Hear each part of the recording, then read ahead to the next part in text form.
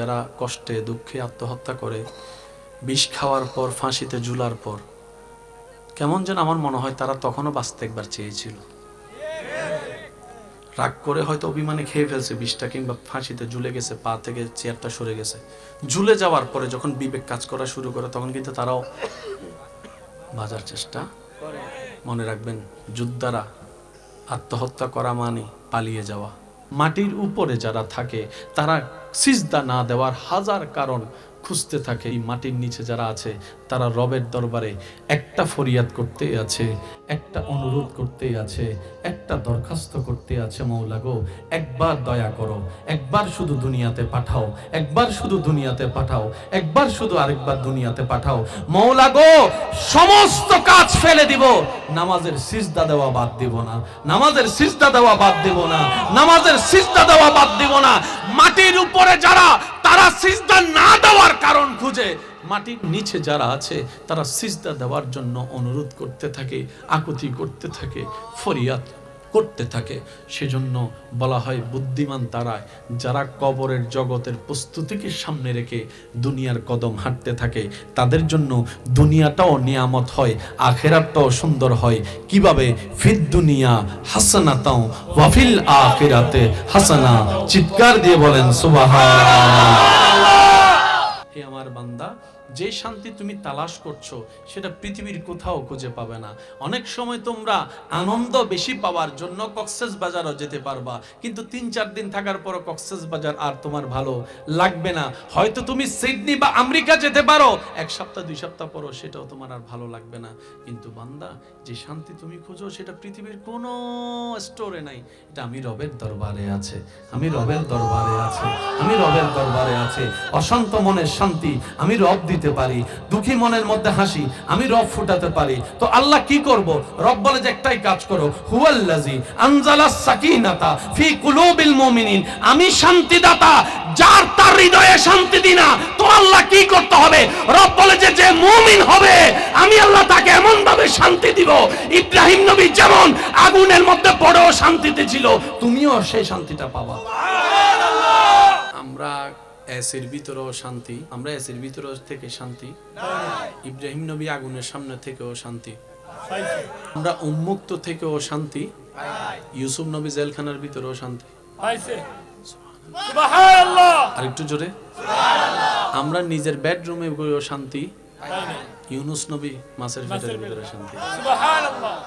সব বাদ দিলাম, আমরা হাজার কিছুর পরও অশান্তি থাকার কারণ দেখিয়ে নামাজ থেকে দূরে থেকে অশান্তি আছি বলি। ইমাম হোসেন কারবালার ময়দানে হাজার তীরের ভিতরেও। এই ঘটনা আপনারা সবাই কম বেশি জানেন, কিন্তু একটা কথা ভেবে দেখেছেন একজন মানুষ কতটুক রিল্যাক্স থাকলে যুদ্ধের ময়দানে একা নামাজ পড়ে?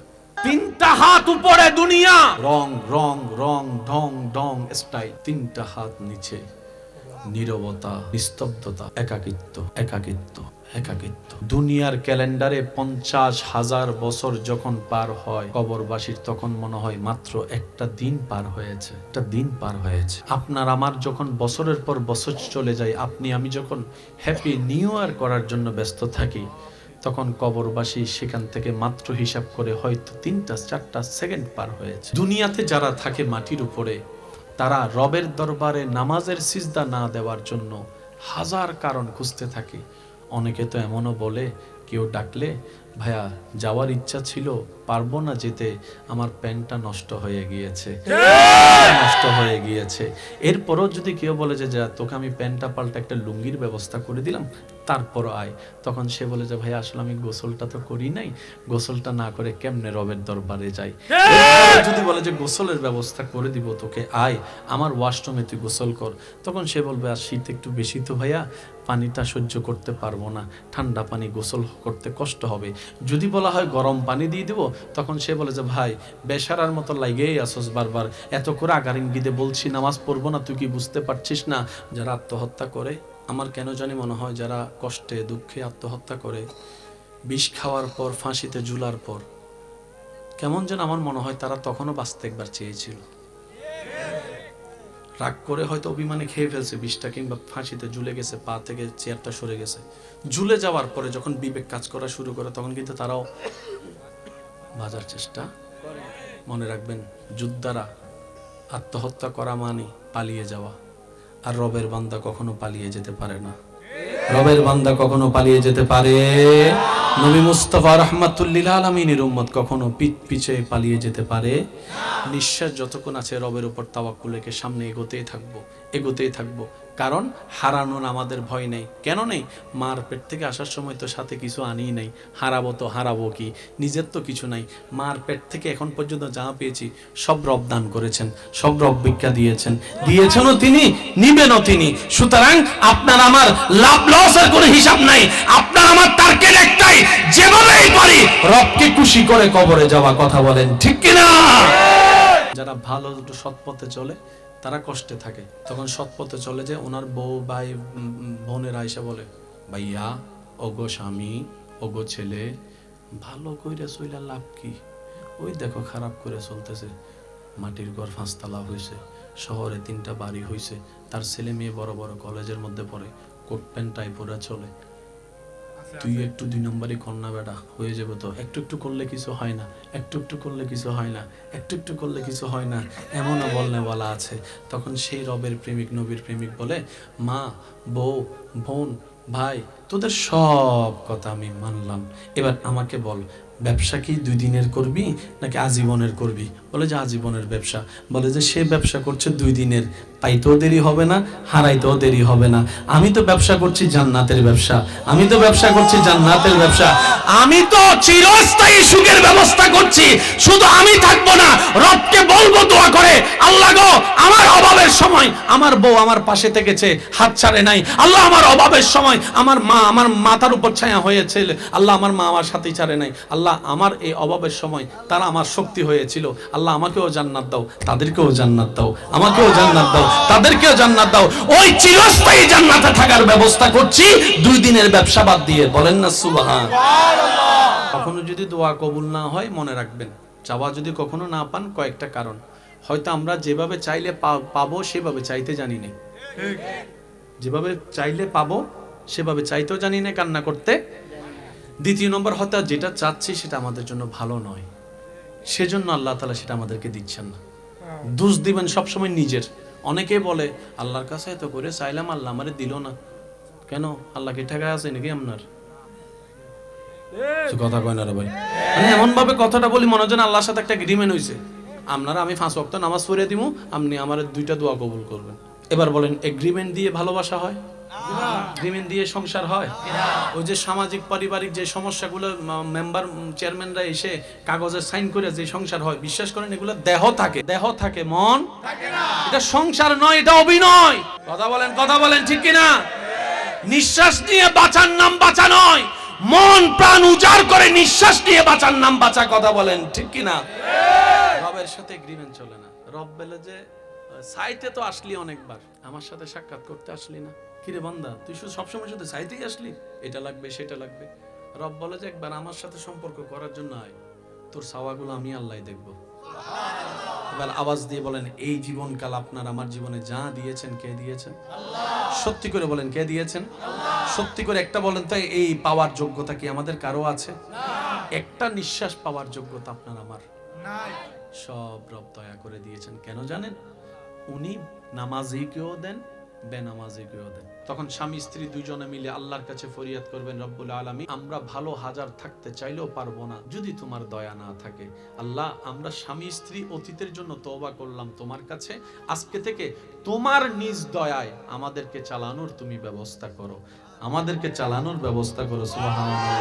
আল্লাহ আমি স্বামী হিসেবে স্ত্রীর হক আদায় করার চেষ্টা করব, স্ত্রী হিসেবে স্বামীর হক আদায় করার চেষ্টা করব, বাকিটা তোমার ইচ্ছা। দেখবেন আপনার স্বামী স্ত্রীর সংসারে এমন শান্তি আসবে, উপরে ছাদ না থাকলেও দিলের ভিতর শান্তির বাতাস বয়ে যাবে। বলেন সুবহানাল্লাহ।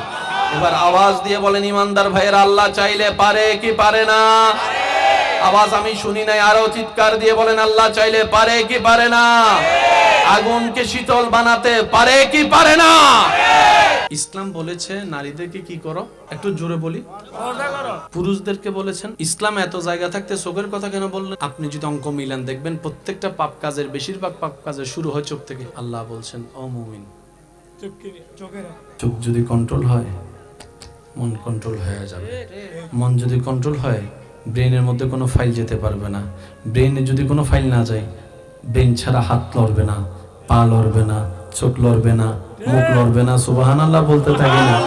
যখন তোমার এটা কন্ট্রোল হয়ে যাবে, আফাত মস্তক কন্ট্রোল হয়ে যাবে। এবার বান্দা বলে, আল্লাহ শয়তান তো আমার বাহিরেও আছে ভিতরেও আছে, চেষ্টা করি তারপরও তো পারি না, একবার পাস করলে 10 বার ফেল করি। রব বলে যে এটাই তো তোদের জন্য পরীক্ষার মধ্যে দিন, এটাই তো তোদের জন্য পরীক্ষা। এই দুনিয়া হচ্ছে পরীক্ষালয়, পরীক্ষা দিতে থাক বান্দারে। তবে লা তাকানাতু মির রাহমাতিল্লাহ, আমি রবের রহমত থেকে নিরাশ হইস না। শয়তান করায়, তুই শুধু নবীর প্রেম নিয়ে একবার তওবা করবি, ইন্নাল্লাহা ইয়াগফিরুজ যুনুবা জামিয়া, তওবা করবি একবার, আমি মাফ করে দিব সারা জীবনের গুনাহ। সুবহানাল্লাহ। আল্লাহর ওয়াদা আছে না নাই? একটু জোরে বলেন, আল্লাহর ওয়াদা আছে না নাই? বাবার কাঁধে সন্তানের লাশ, এর চাইতে বড় ভয়ানক আর কিছু হতে পারে না। কিচ্ছু হতে পারে না, কিচ্ছু হতে পারে না। আপনি সেটাও দেখলেন, তৃষ্ণার কষ্টটাও সহ্য করলেন, ক্ষুধার যন্ত্রণাও আপন করে নিলেন। এত কিছুর পরও নামাজে দাঁড়ালেন, এত প্রেমে হারাই গেলেন, ব্যাপার কি? টেনশন লাগে না, ভয় লাগে না? ইমাম হোসেন বলে, টেনশনের যে জায়গা, ভয় পাওয়ার যে জায়গা, এটা তো আমি অনেক আগেই আমার রবের নামে রেজিস্ট্রি করে দিয়েছি, আমার রবের নামে রেজিস্ট্রি করে দিয়েছি। কারণ তোমরা যে জায়গা থেকে টেনশন করো, সেই জায়গায় আমার রব টেনশন ঢুকতে দেয় নাই। যে জায়গায় তোমরা ভয় পাও, ওই জায়গায় আমার রব আমার ভয় ঢুকতে দেয় নাই। আমি হুসাইনের সমস্ত পরিবার, আওলাদ পর্যন্ত সম্পত্তি আমি হুসাইনের আফাদ মস্তক আমার রবের নামে আমি রেজিস্ট্রি করে দিয়েছি, আমার রবের নামে আমি কোরবানি করে দিয়েছি। আমার রব আমাকে যেভাবে রেখে খুশি, আমি হুসাইন আজকে থেকে সেভাবে থেকে খুশি। এবার আসেন, ধর্ম দিয়েছেন কে? আল্লাহ। কাদের জন্য? এবার আমাদের জীবন কয়টা দেখেন, আমি বলছি আপনারা দেখেন, এখন আছি কোথায়?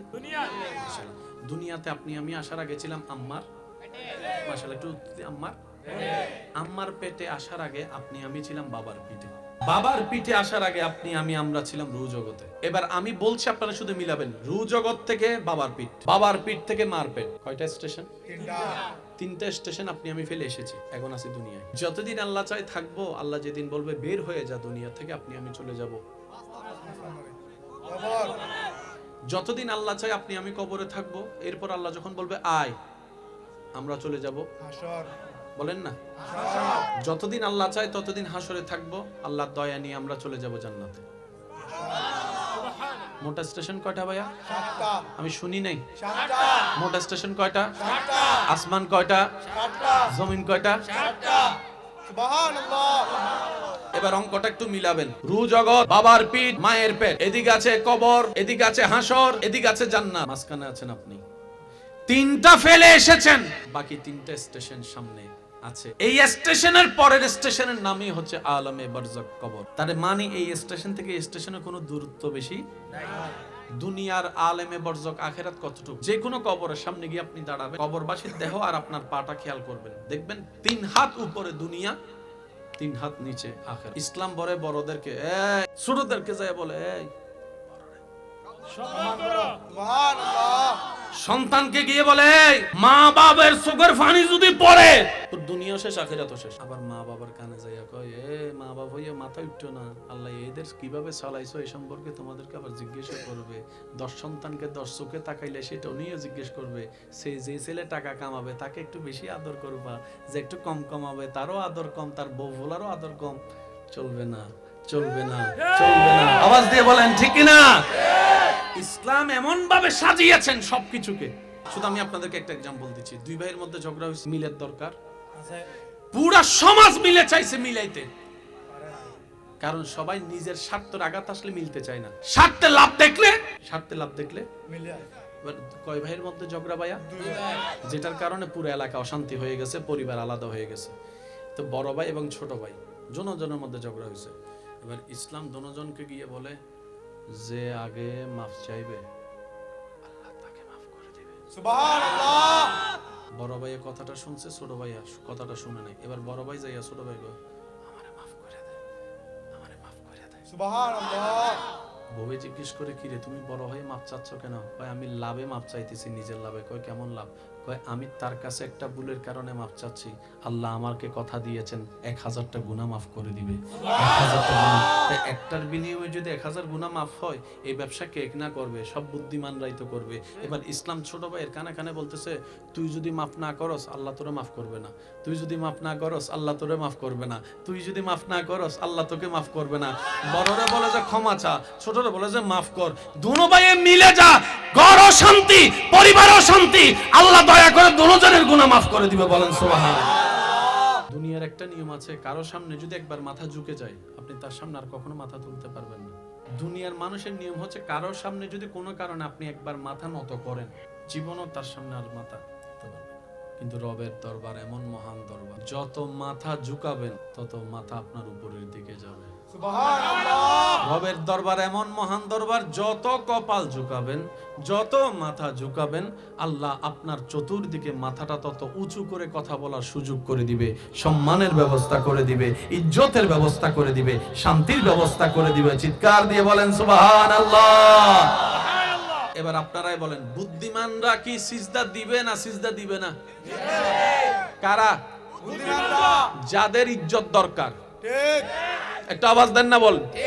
যাদের সম্মান দরকার তারা সিজদা দিবে, যাদের নিয়ামত দরকার তারা সিজদা দিবে, যাদের ভিতরে প্রশান্তি দরকার তারাই সিজদা দিবে। ডান হাত তুলে দেখাই, বলো ঠিক কিনা? ইসলাম বলে দুপুরে খাওয়ার পরে একটু আরাম করো, রাত্রে খাওয়ার পরে যেই ইসলাম দুপুরে খাওয়ার পরে বলে আরাম করো, সেই একই ইসলাম বলে রাতের খাওয়ার পরে হাঁটো। ঘর তো একই, প্লেটও একই, তরকারিও একই, মাও একই, বউও একই, বোনও একই, রান্নাকারীও একই। ইসলাম বলে সব তো একই। দুপুরে সূর্য ছিল, রাতের বেলা তো সূর্য নেই। হজম শক্তি তোমাকে একটু হেঁটে বাকি কাজ করাই নিতে হবে, বাকি কাজ করাই নিতে হবে। বলেন না সুবহানাল্লাহ। সেজন্য ইসলাম এমন ভাবে মানবের জীবনের প্রত্যেকটা সেকেন্ডে কাজ করেছেন। প্রত্যেকটা জ্ঞানী মানুষ যাদের অন্তর পরিষ্কার, তারাই বলবে Islam is the best, Islam is the best, Islam is the best. চিৎকার দিয়ে বলেন সুবহানাল্লাহ। কি সৌভাগ্য, আল্লাহ তাআলা আপনাকে আমাকে ফ্রি ফ্রি সে ধর্ম দান করেছেন, সেজন্য আমাদের কাছে দাম নাই।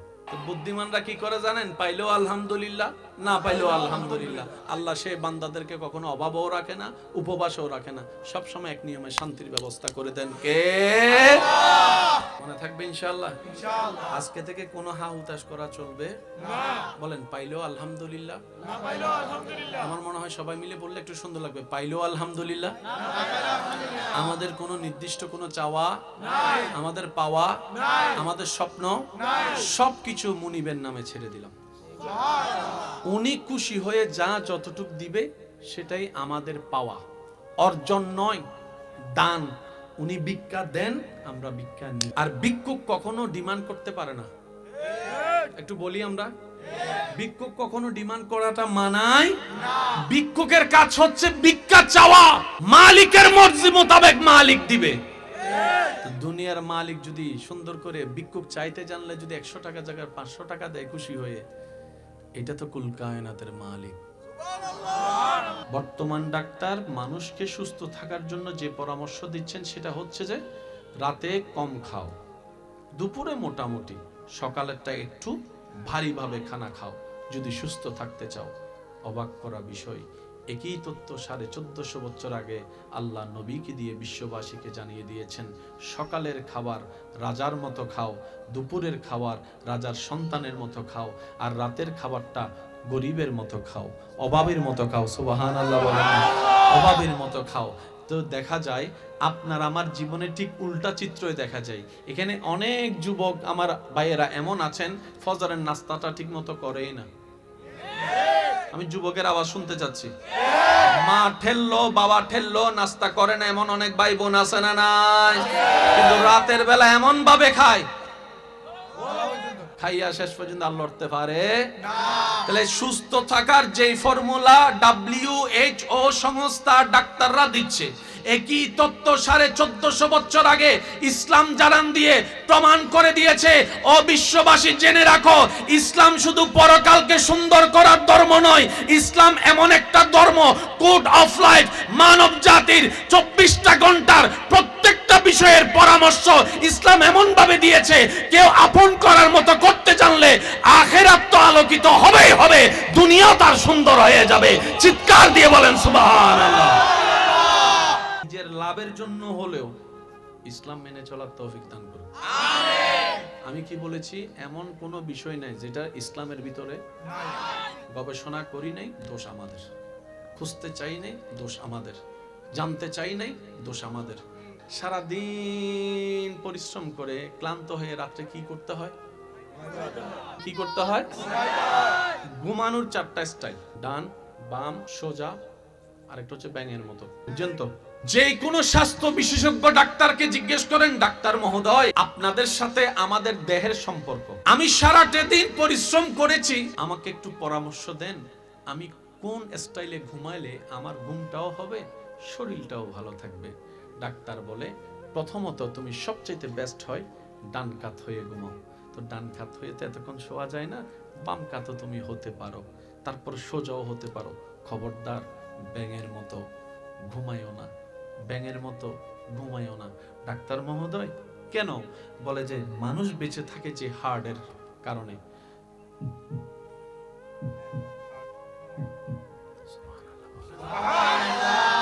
মানুষ যখন ঘুমিয়ে যায়, তার শরীরের ওজন থাকে যদি 50 কেজি, ঘুমানোর পরে সেটা হয়ে যায় 60 কেজি। অনেক সময় দেখবেন ছোট্ট বাচ্চাকে, ঘুমন্ত বাচ্চাকে কোলে নিতে গেলে অনেক সময় কোমর ধরে যায়, কিরে এত ওজন কেমনে? বলে যে মানুষ 2টা স্থানে শরীর ছেড়ে দেয়, একটা হচ্ছে ঘুমালে, আর একটা হচ্ছে মারা গেলে। এখানে আমার ভাই অনেকে আমার সাথে একমত হবেন, মৃত মানুষের খাটাল গান অনেক কষ্টের হয়ে যায়। তখন মানুষ মনে করে, কিরে দেখতে তো এত ওজন মনে হয় না, এখন তো দেখি পুরা কানটা পর্যন্ত ফালাই দিচ্ছে, এত ওজন কোত্থেকে হলো? মানুষ মারা গেলে এবং ঘুমালে শরীরের ওজনটা ছেড়ে দেয়, এটা আরো বেড়ে যায়। তখন ডাক্তার বলে, তুমি এমন ভাবে ঘুমাইও না যেভাবে ঘুমাইলে তোমার হাড়টা চাপার মধ্যে পড়ে যাবে, বিটটা ভালোভাবে দিতে পারবে না, পাম্পটা ভালোভাবে করতে পারবে না। এমন যদি হয়, যে কোনো মুহূর্তে তুমি স্ট্রোক করার সম্ভাবনা আছে, স্ট্রোক করার সম্ভাবনা আছে। ঠিক কিনা বেঠিক একটু বলেন না? তুমি স্ট্রোক করার সম্ভাবনা আছে। ডাক্তার বলে, সুস্থ ঘুমের জন্য ডান, বাম, সোজা 3টা স্টাইলকে আপন করে নাও। শুনলে অবাক হয়ে যাব, একই তত্ত্ব সুস্থতার খাতিরে নবী রাহমাতুল লিল আলামিনের মাধ্যমে আমাদের আল্লাহ 1400 বছর আগে ইসলামে দান করে দিয়েছেন। বলি সুবহানাল্লাহ। দুপুরে খাওয়ার পর ইসলাম বলে একটু কি করো? ইসলাম নাও। বলি ইসলাম নাও। কাইলুলা। ইসলাম যেটাকে কাইলুলা বলে, আজকে মডার্ন সায়েন্স সেটাকে পাওয়ার ন্যাপ বলে। পাওয়ার ন্যাপ মানে কি? এতটুকু বলি, আপনার ঘুমানোর দরকার 3 ঘন্টা, সময় নেই কাজ। এই পাওয়ার ন্যাপটা আপনি 10টা মিনিট ঘুমাবেন, এনার্জি কাজ করবে 3 ঘন্টার। অনেকে অফিসে আদালতে যারা আছে তারা একটু বলি, ঘুমায় কিভাবে? বালিশের মধ্যে, বালিশে আত্মা দিয়ে ঘুমায়, কুল মাথা রেখে না। আর পাওয়ার ন্যাপটা হচ্ছে যে যেখানে বসে 10-15 মিনিট, চোখটা যখন খুলে 3 ঘন্টার। That's called power nap. এটাকেই ইসলামে বলে কাইলুলা। কিছু ঘুম আছে না, কে কথা বলে সব শুনেন। কিছু ঘুম আছে না, আপনি সব ঘুমাইতেছেন, আবার কে কি বলে সেটাও শুনেন, কে যাইতেছে সেটাও বুঝেন, ফায়ার আওয়াজও শুনতেছেন, সব আপনার পাশে। আপনার জন্য মনে করতে পাশে জন, এটা তো ঘুমাইতেছে, আপনি তো সব শুনতেছেন। আছে না? এই ঘুমটা থেকে চোখ খুলে দেখবেন একটু ফ্রেশ ফ্রেশ লাগে। রোজা ভাঙলে কি করলে রোজা ভাঙে? প্রশ্ন যখন চলে আসে ইমামের কাছে, আপনি আমি চলে যান। কোন একটা জিনিস যদি না বুঝি ইমামের কাছে চলে যাই। আমাকে বলেন, কয়জন স্বামী বিয়ে করার আগে হুজুরের কাছে জিজ্ঞেস করেছেন, হুজুর স্বামীর হক কি, বউয়ের হক কি, একটু বলেন আমারে। এবার বুঝতে পারছেন কেন ডিভোর্স বাড়তেছে? ডিভোর্স দিন দিন আপনারা গবেষণা করলে দেখবেন, আদালতে 2টা বিষয়ের মামলা সবচেয়ে বেশি। একটা হচ্ছে জায়গা নিয়ে মামলা। ও বিয়ে করো নাই ভাইয়েরা, শুনে রাখো, যারা বিয়ে করে নাই তারা মনে মনে কয় কখন করবো, কখন করবো, কখন করবো, কখন করবো, কখন করবো। আর যারা বিয়ে করছে তারা কয় কিল্লে করছি, কিল্লে করছি, কিল্লে করছি, কিল্লে করছি। আওয়াজ দিয়ে বলেন ঠিক কিনা? কয় ধরনের মামলা সবচাইতে বেশি? দুই ধরনের। একটা হচ্ছে এটা আপনার এলাকাকে খেয়াল করলে আপনি বুঝতে পারবেন সবচাইতে বেশি মামলা আপনার এলাকায়। বলেন বলেন আরো জোরে। আরেকটা হচ্ছে ডিভোর্স। এবার বলেন যতগুলা ডিভোর্সের মামলা আছে ওইখানে আদালতের ভিতরে, সেখানের ভিতরে বিভিন্ন প্রফেশনের মানুষের ডিভোর্সের মামলা আছে। কয়জন হুজুরের ডিভোর্সের মামলা আছে দেখেন? নাই। আপনি আমিও স্বামী, আলেমও স্বামী। ব্যাপারটা কি? ওনারা সেই জ্ঞান অর্জন করেছেন যে জ্ঞানটা দিয়ে ওই স্ত্রীকে কন্ট্রোল করা যায়, স্বামীকে কন্ট্রোল করা যায়। কোন জ্ঞান? যে জ্ঞান রব্বুল আলামিন ইসলামে দিয়েছেন। যে রব মানব জাতিকে বানিয়েছেন, পুরুষকে বানিয়েছেন, নারীকে বানিয়েছেন। সুবহানাল্লাহ। তাহলে ইসলামের কাজটা কি জানেন? এক কথাই বলি, ইসলামের কাজটা হচ্ছে কঠিন রাস্তা সহজ করা, অশান্তিকে শান্তি করা, অন্ধকারকে আলো বানানো। এবার বলেন, আমি প্রশ্ন করব, উত্তর দিবেন আপনারা। বলেন, অন্ধকার চাই না আলো চাই? অশান্তি চাই না শান্তি চাই? দুঃখ চাই, কষ্ট চাই, নাকি আমরা আরাম চাই? চাইতে গেলে ইসলাম লাগবে। এবার বলেন, আল্লাহ ইসলাম দিছে কি দেয় নাই? দিই নাই। দোষ আমি আমারটা বলি, আপনি আপনারটা বলেন। দোষ আজকে জায়গায় জায়গায় লাথি খাইতেছি, দোষ। আজকে জায়গায় জায়গায় প্রতারিত হচ্ছে, দোষ। প্রত্যেকটা কিছুর সমাধান ইসলামের মধ্যে দান করেছেন। যে কোনো অসুস্থ হলে মানুষ ডাক্তারের কাছে যখন যায়, ডাক্তার যখন চেক আপ করে, চেক আপ করার পরে যা ওষুধ দেয়, ওষুধ দেওয়ার পরে কিছু খানা বাসা দেয়।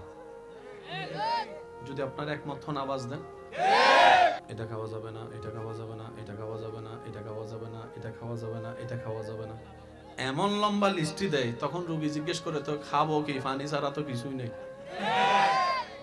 ঠিক না? এবার ডাক্তারকে জিজ্ঞেস করলাম, ডাক্তার মহোদয়, রোগ হয়েছে আমার, খাবার সাথে সম্পর্ক কি? ডাক্তার বলে, রোগের সৃষ্টি হয়, আমি শুনি না, রোগের মেন গোডাউন হচ্ছে, বলি কোথায়? একই কথা 1450 বছর আগে নবী বলেছেন। আচ্ছা, প্রায় রোগী এখানে যারা আছেন তারা বলেন, সব জামিলের মূল কি? জোরে বলেন। অনেক সময় ডাক্তাররা দেখবেন রোগীদেরকে রাতের খাওয়া বন্ধ করে দেয়। যদি একমত হন আওয়াজ দেন। তো রোগী জিজ্ঞেস করে, রাতভর খিদা লাগলে কি করব? কই, খিদা লাগাটাই তোমার উপকার। আমি কি কিছু খাবো না? কই, খাবে। ভাত বন্ধ, রুটি খান, খাললে 1.5 গান, খাললে 1টা, আর পানি খাইয়া শুয়ালাম। 11টা 12টা বাজে, 1টা বাজে ভুক লাগে, কই খিদা, কই ভুকটাই উত্তম। শরীরের মধ্যে কত পার্সেন্ট পানি? 70-75% পানি। ডাক্তারের কাছে গেলে ডাক্তার কয়, পানি খা, ভাত বন্ধ, পানি খা, রুটি বন্ধ, পানি খা, চিনি বন্ধ, পানি খা, ফাস্টফুড বন্ধ, পানি খা, বার্গার বন্ধ, পানি খা, স্যান্ডউইচ বন্ধ। কে বলে? জোরে বলেন। এবার এই দেহ বানিয়েছেন কে? আল্লাহ। যেখানে বিজ্ঞানের চোখে দেখা যায় 70 ভাগ পানি, মানব দেহটা যে পৃথিবীতে আছে সেই পৃথিবীর অবস্থানও তাই 70 ভাগ পানি। এই মাটিরও 70 ভাগ পানি। পানির অবস্থান বেশি পৃথিবীতে, শরীরেও পানির অবস্থান বেশি। বলেন না সুবহানাল্লাহ।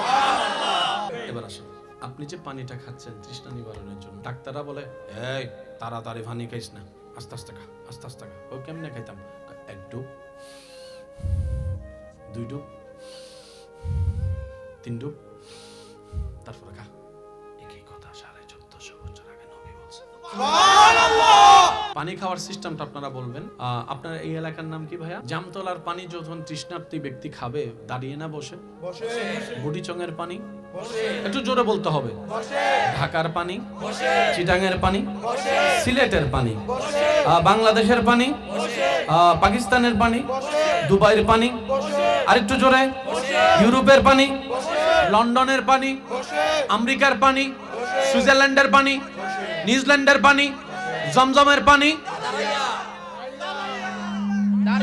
পৃথিবীর সমস্ত পানি পানকারী পানি খায়, কিন্তু যখন আপনার হাতে জমজম চলে আসবে, কখনো কি ভেবে দেখেছেন? পানি তো পানি, পানি এটার গুণ হচ্ছে H2O, যদি আমি ভুল বলে না থাকি যুবক ভাইয়েরা, H2O। তো জমজমের পানিও তো H2O। দুই পানি তো পানি। নবী বলছেন সব পানি বসে খাও, জমজমেরটা দাঁড়িয়ে খাও। সুবহানাল্লাহ বলেন। আর আজকে একটা কথা মাথায় এবং মনে বসায় রাখবেন, বিজ্ঞানের কাজ আবিষ্কার করা, স্রষ্টার কাজ সৃষ্টি করা। বিজ্ঞানের ক্ষমতা যেখানে গিয়ে মাত্র শেষ হয়, সেখান থেকে ইসলামের জানা ক্ষমতা বলা মাত্র শুরু হয়ে যায়। বলেন সুবহানাল্লাহ। ইসলামের শুরু যেখানে, বিজ্ঞান সেখানে পৌঁছাতে জীবনে পারবে না। সব পানি বসে জমজমের পানি দাঁড়ায়া। এবার আসেন ওই খাবার কথাটা একটু বলি। খাবার কয় বেলা? তিন বেলা। প্রথমের খাওয়া রাজার মতো, দুপুরের খাওয়াটা রাজার ছেলের মতো, রাতের খাওয়াটা গরিবের মতো। পেটের যে অংশ আছে কিভাবে খাবো? নবী বলছেন পেটকে তিন ভাগ করো, এক ভাগ খাবার, এক ভাগ পানি, আর এক ভাগ তোমার নিঃশ্বাস। সুবহানাল্লাহ। আমরা তো অনেকে এমন ভাবে খাই, ইফতারের সময় অনেকে খাই দেখেন না, মাগরিবের নামাজটা পড়তে পারে না, এমনি করে পড়ে এই উডস না নামাজ পড়তে পারতাম না, একটা করে পড়ি ঘুমাইলই, তারপরে যাইয়া পড়া ঠিক আছে না নাই? এবার বলেন নিয়ম মানি নাই, দোষ কাদের? আমাদের। বলেন না দোষ কাদের? আমাদের। দোষ কাদের? আমাদের। অসুস্থতা হচ্ছে দোষ কাদের? আমাদের। ব্যবসায় লস খাচ্ছি দোষ কাদের? আমাদের। পারিবারিক অশান্তি দোষ কাদের? আমাদের। সব দোষের দোষী আমরা, সব দোষের দোষী আমরা। এই কথা মনে রাখবেন। যারা সরাসরি মক্কা মদিনা শরীফ গিয়েছেন, সচক্ষে কাবা মদিনাতুল মুনাওয়ারা নিজের চোখে দেখার তৌফিক দান করেন। রমজান মাসে যখন আপনারা কেউ গিয়েছেন রমজান মাসে উমরায়, আচ্ছা আমার ভাই গিয়েছেন, সারাদিন ক্ষুধার্ত, বুকে তৃষ্ণা, এদিকে গরম, আরবের গরম যেটা হয় আর কি, এখানে অনেক আছে তো রমজানের মধ্যে দেখবেন 3-4টা বোতল ফ্রিজে ঢুকাই দেয়, ইফতারের সময় খাইয়া লাইট করে রাম, ঠিক 2-3 গ্লাস খাওয়ার পর আর 2-3 গ্লাস খাওয়ার পর আর খাওয়া যায় না। বাস্তবতা যে মক্কাতুল মুকাররমা মদিনাতুল মুনাওয়ারায় যারা গিয়েছেন তারা জানে, যখন ইফতারের সময় হয় সুফরা বিছাই দেয়, সবাই গিয়ে এখানে মেহমানদারি করানোর জন্য ব্যস্ত হয়, ভাই আমার দিকে আসেন, ভাই আমার দিকে আসেন, ভাই আমার দিকে আসেন। যখন এখানে বসে, বসার পর যখন রোজাদার ব্যক্তি অপেক্ষা করতে থাকে দোয়া দরুদের মাধ্যমে, হঠাৎ করে যখন কানের মধ্যে ভেসে আসে আল্লাহু আকবার, আল্লাহু আকবার, প্রথমে কি খায়? খেজুরটা খাওয়ার পরে একটা অথবা দুইটা খাওয়ার পরে জমজম খায়। আমার ভাইদেরকে জিজ্ঞেস করেন এরপর আর কি কি খাইতে পারে, একটু লিস্টি দিতে বলেন। দুইটা খেজুর খাওয়ার পর, জমজম খাওয়ার পরে। কার পেট ভরছে জানেননি? যে আপনার এলাকায় ইফতারির সময় পুরো থাল নিয়ে বসলো, খাইয়া পেট ভরে না। ব্যাপার কি জেনে রাখবেন, পৃথিবীর সমস্ত পানি মানুষের তৃষ্ণা মিটায়, একমাত্র জমজম যেটার পানি মানুষের তৃষ্ণাও মিটায়, ক্ষুধাও মিটায়, তৃষ্ণাও মিটায়, ক্ষুধাও মিটায়। সুবহানাল্লাহ বলতে থাকবেন। তৃষ্ণাও নিবারণ করে, ক্ষুধাও নিবারণ করে, শুধু তাই নয়, রোগীর রোগ মুক্তির জন্য এই জমজমের পানি শেফার ওষুধ হিসেবে কাজ করে। বলেন সুবহানাল্লাহ। আজকে যে সমস্ত মা বাবা সন্তানের আদর পাচ্ছে না বলে আপনার আমার কষ্ট লাগে, একটু পোস্টমর্টেম করে দেখেন, সেখানেও মা বাবার কোনো না কোনো একটা হাত আছে। আজকে যেটা পত্রিকায় দেখছেন যে খুন হয়েছে, খুনটা কিন্তু আজকে হয় নাই ভাইয়া, ঘটনার পিছনে ঘটনা। এবার আমি আপনাদেরকে একটু বলি, 2015 সালে দুইজনে ঝগড়া লাগছে, সবার সামনে এক বন্ধু আরেক বন্ধুকে চাপ্পড় মেরে দিয়েছে। ওই যে অপমান, সেটার সুদ নিজের বন্ধুর উপর নিতে না পেরে ছেলেকে মেরে ফেলছে 2025 সালে। খুন হয়েছে 25 সালে, কিন্তু বীজ বপন হয়েছে 15 সালে। এই যে পুলিশ আইনের মানুষটা তদন্ত করে, তদন্ত জিনিসটা কি? ওই ঘটনাকে টানা, ঘটনাকে কি টানা, পিছনেও ঘটনা থাকে। সেজন্য মনে রাখবেন, ইসলাম যত আপনি আপন করে নেবেন, আপনার কিছু না হোক এটা শান্তি হবে। আর সবার এই শান্তিটাই দরকার। আপনি যে ধর্মেরই হন, হিন্দু, বৌদ্ধ, খ্রিস্টান, মুসলমান, যে ধর্মেরই হন, সবার ধর্ম আলাদা হলো, চাওয়া কিন্তু একটাই, একটু শান্তিতে বাঁচতে চাই, একটু শান্তিতে নিঃশ্বাস নিতে চাই। আওয়াজ দেন না ভাইয়া। স্ত্রী, পুত্র, সন্তান, নাতি পুত্রী নিয়ে শান্তিতে দুই বেলা একটু খাইতে চাই, শান্তিতে একটু ঘুমাতে চাই, শান্তির একটা পরিবেশ চাই। আর সব সৃষ্টির স্রষ্টা আল্লাহ বলছেন, আপনাদের এলাকায় করোনাকালীন সময়ে দিছেনি না? অনেকে আছে কয় করোনায় মরে যাবো, তারপরে ভ্যাকসিন দিতাম না, কয় মরতে রাজি, সুই খাইতে রাজি না, এরকম আছে। আচ্ছা, করোনার কি কোনো ওষুধ আছে? তো এটা কি শুনেন, বিষয়টা একটু বোঝার চেষ্টা করি। করোনা আপনার উপর হামলা করতেছে 200 মাইল বেগে, আপনার শরীরে রোগ প্রতিরোধ ক্ষমতা আছে 100, তো 200 যখন 100কে ধরবে, স্বাভাবিক ভেঙে তো যাবে। তখন সেই ওই ওষুধটা কি করছে জানেন? আপনার 100টাকে পাওয়ারটা বাড়িয়ে 200-250 বানাই ফেলছে। হামলা করলেও যেন আপনি মোটামুটি টিকে যেতে পারেন, সেটাকে বলা হয় অ্যান্টিবায়োটিক, রোগ প্রতিরোধ ক্ষমতা বৃদ্ধি করা। ভিতরে জমজম এমন পানি যেটা খাওয়ার পরে মানুষের ভিতরে রোগ প্রতিরোধ ক্ষমতা বেড়ে যায়। সুবহানাল্লাহ।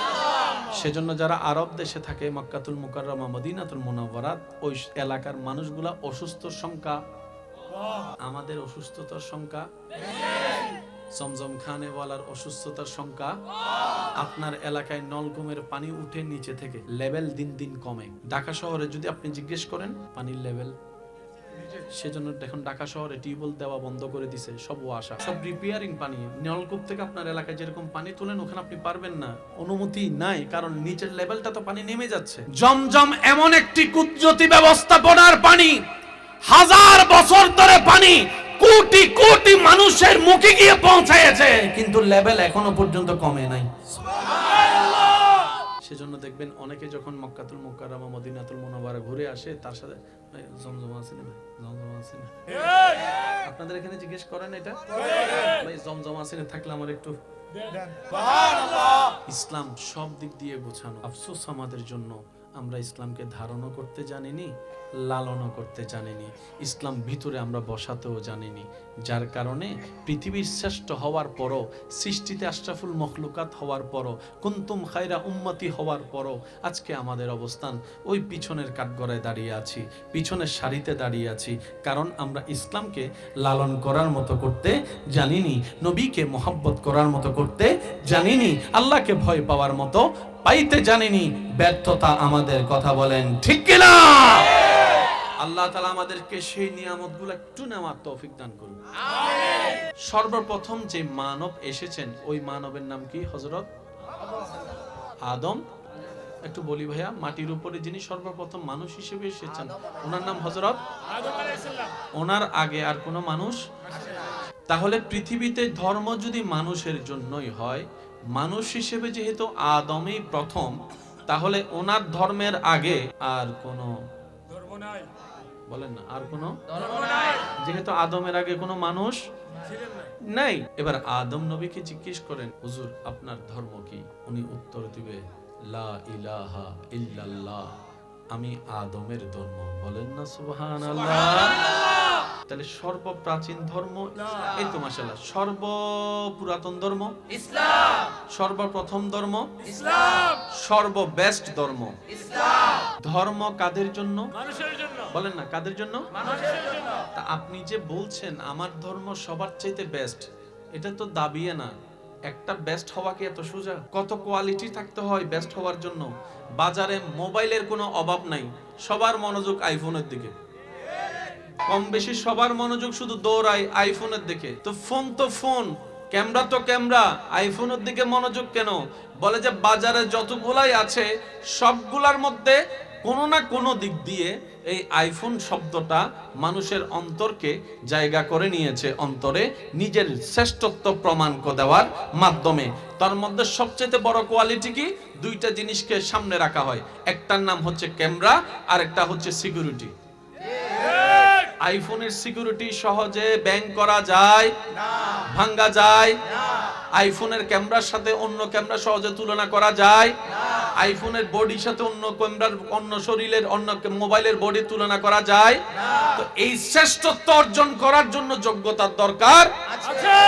বর্তমান পৃথিবীতে গুগল মামার দৃষ্টিতে কমপক্ষে 3000, 3500, 4000-এর উপরে ধর্ম আছে। এতগুলা ধর্মের ভিতরে ইসলাম বেস্ট হলো কিভাবে? প্রত্যেকটা দিন শত শত অন্য ধর্মের মানুষ ইসলাম ধর্মের প্রেমে পড়ে, কালিমা পড়ে মুসলমান হয়ে যাচ্ছে। তার মানে ধর্মে কিছু না কিছু তো আছে, না হয় আসছে কেন? ধর্মে কিছু না কিছু তো আছে, যেটা অন্য কোথাও নাই, যেটা অন্য কোথাও নাই। এবার সহজ উত্তর জেনে রাখবেন, মনে রাখবেন, ধর্ম মানুষের জন্য। ওই মানুষকে যেই স্রষ্টা সৃষ্টি করেছেন, ওই স্রষ্টার পছন্দনীয়, সাজানো, গোছানো, ইন্নাদ্দীনা ইনদাল্লাহিল ইসলাম, ওই ইসলাম ধর্মটা রবের সাজাই দেওয়া ধর্ম। বলেন সুবহানাল্লাহ। এবার বলেন, ধর্ম কাদের জন্য? মানুষের জন্য। মানুষকে বানালেন কে? আল্লাহ। ওই আল্লাহ যে ধর্ম সাজাই দিছে সেই ধর্মের নাম ইসলাম। তার মানে ইসলামের ভিতরে মানবের সাথে সম্পর্ক আছে। যে মালিকে জিনিস বানায় উনি জানে ফোনটাকে কেমনে ঠিক করতে হয়, স্ক্রু কোনটা টাইট দিলে কোন জায়গায় কি হয়, সেটা যে কোম্পানি বানায় সেই কোম্পানি আমাদেরকে যিনি বানিয়েছেন তিনি জানে নাক বল্টু কোন জায়গায় টাট দিলে পাকা রক সোজা হবে। তিনি ভালো করে জানেন মা বাবার সাথে সন্তান কিভাবে আচরণ করতে হবে, উনি ভালো করে জানে। পৃথিবীর ধর্মে আপনি একটা কথা মনে রাখবেন, মানব জাতির জন্য ধর্ম, মানব জাতির 24টা ঘন্টা প্রত্যেকটা প্রশ্নের উত্তর যেই ধর্মে পাওয়া যায় সেই ধর্মের নাম ইসলাম। এবার বলেন, মানব জাতির সাথে বাথরুমের একটা সম্পর্ক আছে না? কথা বলেন না ভাইয়া। ওয়াশরুমের একটা সম্পর্ক আছে না? ইসলাম সেই ধর্ম, আমি প্রশ্ন করলে আপনারা উত্তর দিবেন, বাথরুমে ঢুকতে হয় কোন পা দিয়ে? জোরে জোরে, আরেকটু জোরে। বের হতে হয়? তাহলে যে ধর্মে বাথরুমে ঢুকার নিয়ম পর্যন্ত শিখাই দেয়, যে ধর্মে আপনি বাথরুমে কিভাবে ঢুকবেন সেটাও বলে দেয়, বাথরুম থেকে কিভাবে বের হবেন সেটাও বলে দেয়, বাথরুমে কিভাবে বসবেন সেটাও বলে দেয়, কয় আঙ্গুল দিয়ে শৌচ কাজ করবেন সেটাও বলে দেয়, কিভাবে আপনার বাথরুম করা হবে এই তত্ত্ব পর্যন্ত বাদ দেওয়া হয় নাই। এই ধর্মের নাম ইসলাম। মানুষ কোন দোকানে বেশি যায়? যে দোকানের মধ্যে জিনিস পাওয়া যায়। আপনার বাজার 11টা, এক দোকানে যদি 11টা মাল পাওয়া যায়, আপনি জীবন অন্য দোকানে যাবেন? যদি আপনার 2টা মাল এই দোকানে, 2টা মাল ওই দোকানে, 2টা মাল ওই দোকানে, আপনি নিজে বিরক্ত হয়ে যাবেন। সবাই চাই এক স্লিপে এক দোকানে কাজ, এটার নাম ইসলাম। আগে মানুষ বেশি বাঁচত, এখন 1990-এর আগে যাদের জন্ম তাদের হায়াতের লেভেলে, এটা গডের হিসাব, কারণ হায়াত মত এমনি তো আল্লাহর ইচ্ছা, এটা গডের হিসাব। যেমন আমার দাদারা যে বয়সটা পেয়েছেন, যে বয়সে উনি এখানে এসেছেন, ওনাদের বয়স পাওয়ার কোনো সম্ভাবনা আমাদের নাই। আর যদি পেয়েও যাই, বিশ্বাস করেন ঘর থেকে জীবনও বাড়িতাম না। ওনাদের বয়সে জীবনও ঘর থেকে বের হওয়ার সাহস করতাম না, কিন্তু ওনারা মাহফিলে বসে আছেন। যদি আমার ভুল না হয় ওনাদের জন্মসালটা 80-র আগে। গডের একটা হিসাব থাকে। ইসলামটাকে, দুনিয়াটাকে এমন ভাবে সাজিয়েছেন, বিশ্বাস করেন ভাইয়া, লিগ্যালি ভাবে কেউ ইসলামের দিকে আঙ্গুল তোলার কোনো সুযোগই নেই। কখনো কি এই অঙ্কটা একটু মিলিয়ে দেখার চেষ্টা করেছেন? যুদ্ধ অলরেডি চলমান, মাঝখানে বিরতি, ওনার সাথে কিন্তু আহামরি কোনো দল, উনি বলেন উনি কি বাহিরের দল আছে হাজার হাজার। কতটুক রিল্যাক্স থাকলে নামাজে দাঁড়াতে পারে ভেবে দেখবে। দ্বিতীয় নাম্বার, আপনার আমার নামাজ হচ্ছে 4G গতি, 5G গতি। আর কারবালার সেই হাজারো তীরের সামনে ইমাম হোসেন নামাজ পড়ছেন, as-salatu mi'rajul mu'minin ওয়ালা নামাজ। সুবহানাল্লাহ। ব্যাপার কি? ইমাম হোসেনের চেহারার দিকে তাকান। ও ইমাম হোসেন, এতটুক তো জানি আপনি যুদ্ধ করতে আসেন নাই, কারণ যুদ্ধ করতে আসলে কোনো বাবা ছোট্ট বাচ্চাকে নিয়ে যুদ্ধের ময়দানে আসবে না, যুদ্ধের ময়দানে আসবে না। যেহেতু আপনি ছোট্ট বাচ্চা নিয়ে যুদ্ধের ময়দানে এসেছেন, তার মানে আপনি যুদ্ধ করতে আসেননি, আপনি মেহমান হয়ে দাওয়াতে এসেছেন। মেহমান হয়ে দাওয়াতে এসেছেন, সুবহানাল্লাহ কি বলা যাবে? আপনি মেহমান হয়ে দাওয়াতে এসেছেন, তাই তো ছোট্ট বাচ্চাও এনেছেন, ভাতিজাও এনেছেন, আপনার মেয়েকে এনেছেন, ছোট্ট মেয়েকেও আপনি এনেছেন। ও ইমাম হোসেন, ডানে আপনার দেখা যায় ফুরাত নদীর পানি বন্ধ দীর্ঘ অনেক দিন যাবত, খাবারও নাই তাঁবুতে, সেটাও দেখতে পেলাম। আপনার চোখের সামনে, বাবার চোখের সামনে সন্তানের সেই কর্তৃত্ব কণ্ঠটা সে দেখতে পেয়ে এটা সহ্য করা সম্ভবপর নয়। সবাই বলে, অনেকেই বলে, শুনেছি বারবার, শুনেছেন আপনারাও বারবার, ইমাম হোসেন পানি পাই নাই। ইমাম হোসেন পানি পাই নাই না ভাইয়া, ইমাম হোসেন পানি চাই নাই। বুঝবেন অঙ্কটা, একটু বুঝবেন। আচ্ছা, আপনার কি মনে হয় ইমাম হোসেন যদি একবার বলতেন আল্লাহ বৃষ্টি দাও, ইমাম হোসেন যদি বলতেন আল্লাহ তুমি আমার পানি ছাড়াই আমার কণ্ঠর তৃষ্ণা মিটাই দাও, এই জিদ বাহিনী মনে করছে পানি বন্ধ করলে ইমাম হোসেন দুর্বল হয়ে যাবে। যার যার একটা যুদ্ধের প্ল্যানিং আছে না। আজকে মনে রাখবেন, শক্তি 3 প্রকার। একটা দেহের শক্তি, কোন একটা কিছু আপনি আলগালেন, দেহের শক্তি। আর একটা হচ্ছে মনের শক্তি। রাস্তায় কুকুর দাঁড়ায় থাকলে অনেকে দেখবেন যায় না, যাস না, কিসের ভয়? মনের ভয় বলে না, কিসের ভয়? আরেক বন্ধু একদম বুক ফুলাই চলে গেছে, কি রে তুই চলে গেছিস কেমনে? ভাই বেটা বাঘের বাচ্চা, সাহস আছে বেটা, সাহস আছে। একটা দেহের শক্তি, আরেকটা মনে রাখবেন ভাইয়া, আল্লাহ তাআলা এমন একটা শক্তি মুসলিম জাতিকে দিয়েছেন, সেই শক্তি তার কাউকে দেননি, সেটা হচ্ছে ঈমানী শক্তি। তাহলে এক শক্তি কিসের? দেহের। বলেন এক শক্তি কিসের? আরেক শক্তি হচ্ছে মনের, আরেক শক্তি হচ্ছে কারবালার ময়দানে ইমাম আলী মাকাম ইমাম হুসাইন যে শক্তির বলে দাঁড়িয়েছিলেন, সেটা দেহের শক্তি নয়, মনের শক্তি নয়, এটা রবের উপর তাওয়াক্কুলের ঈমানী শক্তি। ডান হাত তুলে দেখাই, বলো ঠিক কিনা? আল্লাহ আমাদেরকে সেই শক্তি দান করুক। আরেকটু জোরে বলি না, আমরাও যেন সেই প্রেমিক নামাজি হতে পারি, আমরা যেন রবের দরবারে সিজদা দিয়ে আবার হারাই যেতে পারি, আমরা যেন রবের দরবারে সিজদাই পড়ে রবের প্রেমে বেবুর হয়ে যেতে পারি। আল্লাহ পাক আমাদের সবার নসিবে জীবনে একবার হলে এরকম সিজদা নসিব করুন। ইসলামের বেসিক জিনিসটাকে আমরা বুঝতে পেরেছি। ইসলাম কেন মানবো?